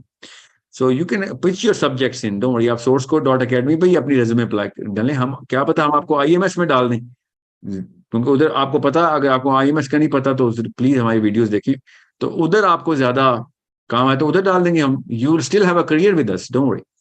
सो आई hope you get that the big idea. ये कॉन्सेप्ट डेवलपमेंट प्रोग्राम क्या है, इस वीडियो में काफी हद तक मैंने कोशिश तो की है, दोबारा रिट्रेट करूं हमारा विजन क्या है सोर्स कोड डॉट अकेडमी का, और हमें क्यों एजुकेशन सिस्टम के खिलाफ एक प्रॉपर जिहाद करना पड़ा है, एक प्रॉपर मुनज़्ज़म काविश करनी पड़े, क्योंकि हमने इंसानों को बचाना है, हमने उसको डैमेज होने से बचाना है, क्योंकि वो डैमेज हो गया तो बाकी के इंसानों को डैमेज करेगा वो। यही हर घर की कहानी चल रही है, पता ही नहीं लोगों को नफसियाती बीमारी है, बच्चे भी डरे हुए बापों से, बीवियां डरी हुई शोरों से, शोर डरे हुए बीवियों से, बीवियां डरी हुई सासों से, सासें डरी हुई बहू से, हर कोई एक नफसियाती बीमारी के अंदर है। ये नहीं पता कि डैमेज पीछे से आ रहा है, बचपन की पेरेंटिंग इश्यूज हैं। एजुकेशनल सिस्टम ने परफेक्ट किया वाला मॉडल के जो कि सर्टिफाई करता है कि मैं अकेली तो नहीं हूं ना क्लास में, सारी बीमार है, तो खैर नहीं, ऐसा कोई खैर नहीं है, क्योंकि आप जब शादी हो जाती है ना तो फिर आप अकेली नहीं रहती, तो सॉरी फिर आप अकेले ही होंगी, वहां पे कोई क्लास फेलो आके नहीं बचाएगी, वहां पे आप डैमेज करेंगी बच्चों को, कोई ये नहीं होगा कि हाँ ठीक है हम भी कर रहे हैं, और या फिर फोन कर करके हम दोस्त यारों से बातें करेंगे, तेरा बच्चा भी उतना ही डम है, हाँ मेरा भी, चलो ठीक है फिर गुजारा कर, ऐसे तो नहीं, कोई नहीं, nobody can sleep at night thinking about this. Okay, so you need to understand how serious this problem is. और अभी तो प्रॉब्लम कॉज में डाल रहे हैं आपके सामने सिम्टम्स, पिछली 2 नस्लों ने क्या किया, सिम्टम्स तो नजर आ रहे हैं हमें, इसके आउटपुट और फाइनल कल्मिनेशन क्या होती है, हम कॉज तो हम डालेंगे ना बच्चों के अंदर। 100 ईयर प्लान जाके पढ़ें, बाकी सब कुछ छोड़ें, www.sourcecode.academy पे जाएं, और 100 ईयर प्लान में हमने वो जो साइंस बताई है कि भाई ओवरऑल इन 3 नस्लों, कोई भी 100 साल उठाएंगे 3 नस्लें निकलेंगी जिंदा, उसमें 4 नस्लें जिंदा नहीं रहती ज्यादातर, तो उन 3 नस्लों का आपस में क्या ताल्लुक होता है नफ्सियाती तौर पर और physiologically, the whole physiology of the planet के अंदर ये 3 नस्लें क्या कर रही होती हैं, कैसे हैंडिंग ओवर हो रही होती है, और अगली नस्ल कैसे तैयार हो रही होती है, और वो उस तीसरी नस्ल के साथ क्या करती है। ये पूरा 100 ईयर प्लान ये है कि अभी जो नस्ल पैदा हुई हुई है, छोटे बच्चे हैं, 12 साल 15 साल 18 साल तक के हैं, उन्होंने अभी जो अगली अपने पोतों के साथ करना है वो 100 ईयर प्लान है हमारा, उनकी कॉज अभी से एड्रेस करेंगे। नहीं तो मैं अपने काफी दादा हुजूर के, नाना हुजूर के काफी सारे मसाइल मेरे अंदर भी आएंगे ही आएंगे, क्योंकि उन्होंने अम्मी और अब्बू को दिए थे, अम्मी और अब्बू ने मुझे कहा ये तो पहले से चलता आ रहा है, तो ये तो गलत नहीं हो सकता, तो ये मेरे साथ हुआ ही हुआ है। तो यहाँ पे रोकना पड़ेगा कि अगर 100 ईयर प्लान बनाना तो पिछला 100 ईयर प्लान तोड़ना पड़ेगा, ताकि अगला 100 ईयर प्लान ट्रिगर कर सके। अगर घरों से आली बिन अबी तालिब और उमर खत्ताब निकलने हैं तो फिर पिछले सारे पर्सनैलिटीज को रोक देना पड़ेगा, कि अगर यही पर्सनैलिटीज बनानी है, द बिगेस्ट सोर्स ऑफ इल्म जो कायनात ने देखा है नबियों के बाद, अली बिन अबी तालिब, वो अगर हमारे घरों से निकल रहा है तब लोग हमारी तरफ अट्रैक्ट होंगे, वरना हमने कोई कसर नहीं छोड़ी लोगों को धकेल के बाहर फेंकने की इस्लाम से। पूछ के देखें दुनिया के किसी मुल्क से कि मुसलमानों के बारे में क्या सोचते हो, जवाब दे देगा वो, सारे एक ही जवाब देंगे कि भाई सब कुछ है भाई, आप लोग बड़े मतलब इल्म से आ रही हैं, आप ना आशना हैं कि दुनिया के असली प्रॉब्लम्स क्या हैं। ठीक है, आप बल्कि ज्यादा बड़ी प्रॉब्लम बन चुकी हैं हमारे लिए। ये मैं लोगों की राय के ऊपर ये नहीं कह रहा हूं कि हमें उनको खुश करना है, आपको पता है मेरा फलसफा क्या है।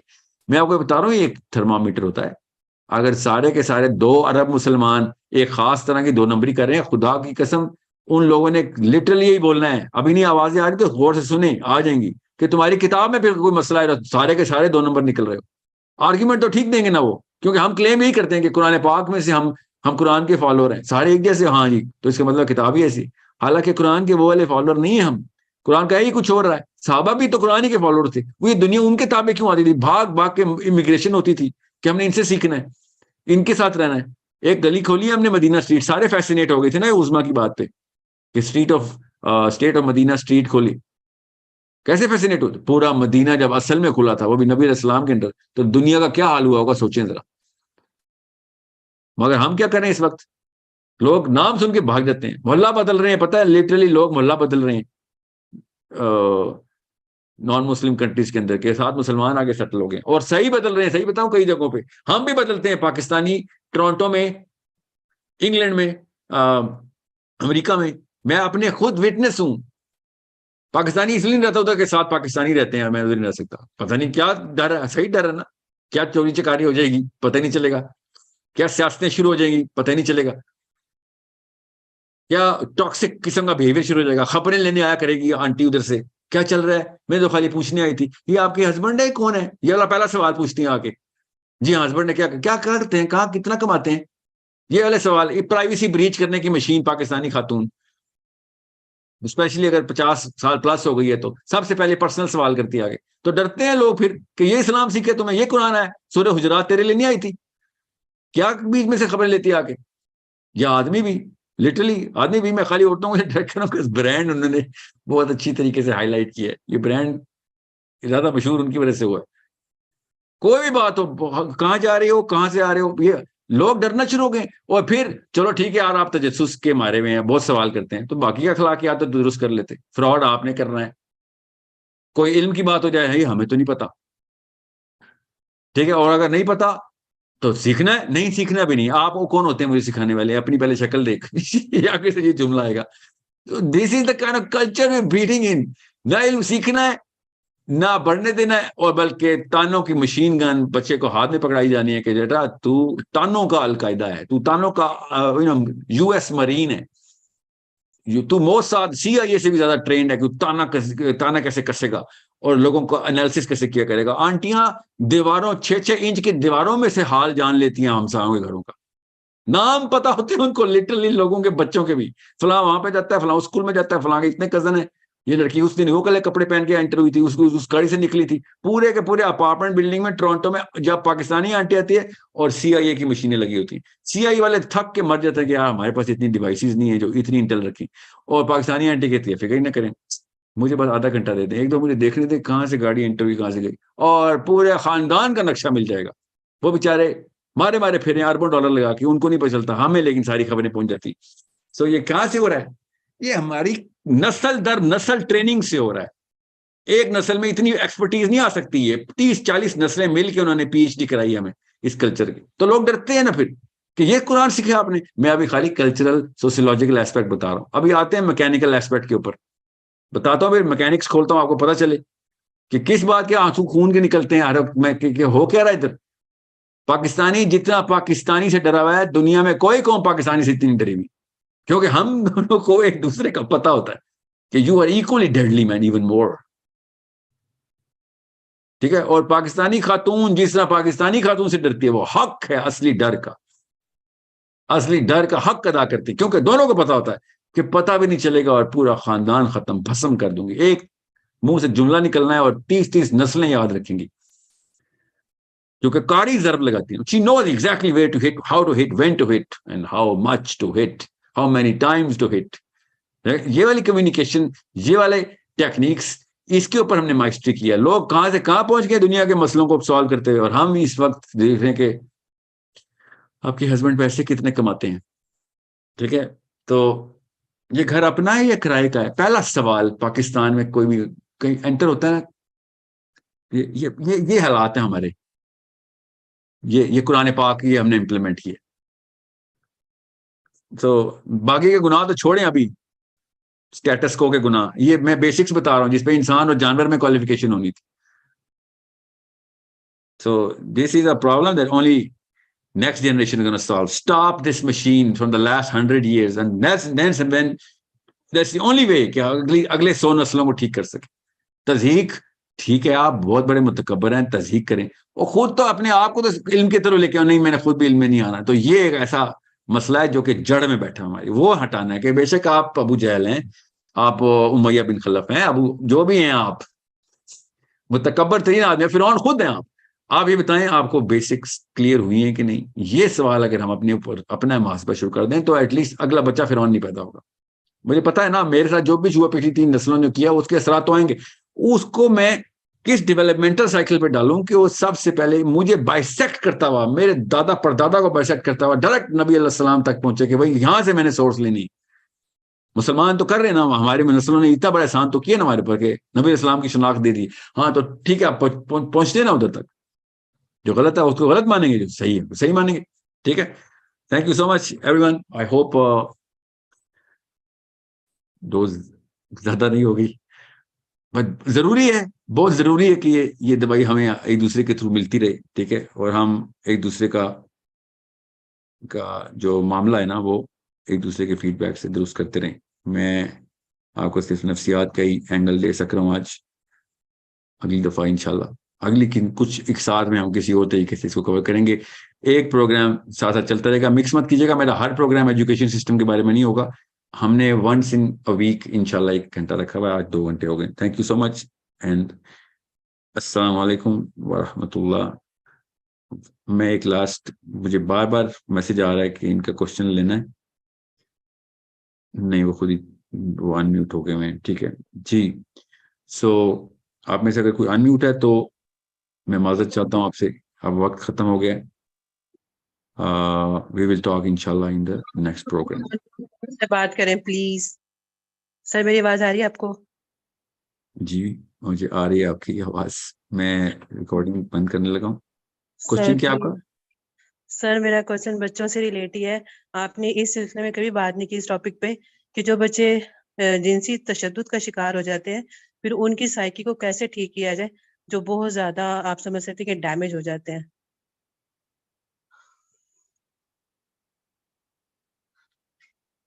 और जिनसी तशद्दुद का शिकार भी अपने पेरेंट्स से होते हैं। वो तो एक एक्सेप्शनल केस है, मगर जिनसी तशद्दुद का शिकार होना एक नॉर्मल केस है पाकिस्तान में।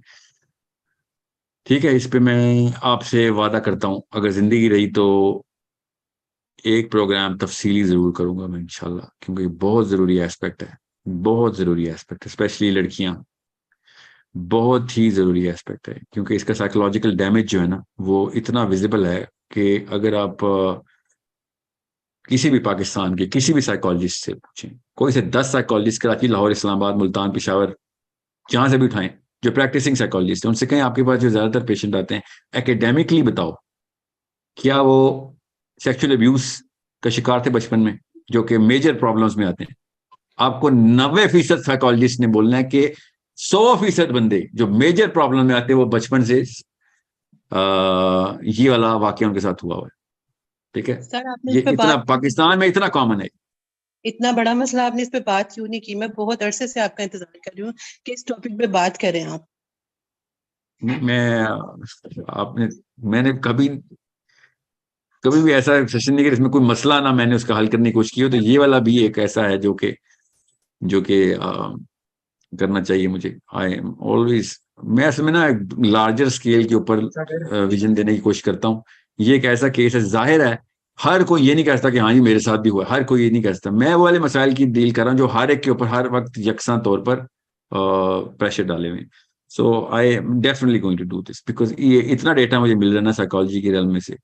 मैं तो आप पाकिस्तान में ना जिस साइकोलॉजी से पूछ रहा हूँ ना, तो मेरे 2-3 एक्सरे क्वेश्चंस होते हैं ना, so they're all unanimously saying कि यार ये तो मतलब डिटेल्स ओवर डिटेल्स आ रही हैं। और बहुत कम है कि अपने माँ बाप ने किया हो, आप मैं बस ये बात को बता दूं, मगर है जरूर, है इसमें कोई शक नहीं है, मगर 500 में से एक है कि बाप खुद या माँ खुद, बाप ज्यादा मगर माँ कम, मगर फिर भी ये खुद अपने बच्चों के ऊपर ही हमला कर दे, बड़ा रेयर होता है, अल्लाह ताला बचाए।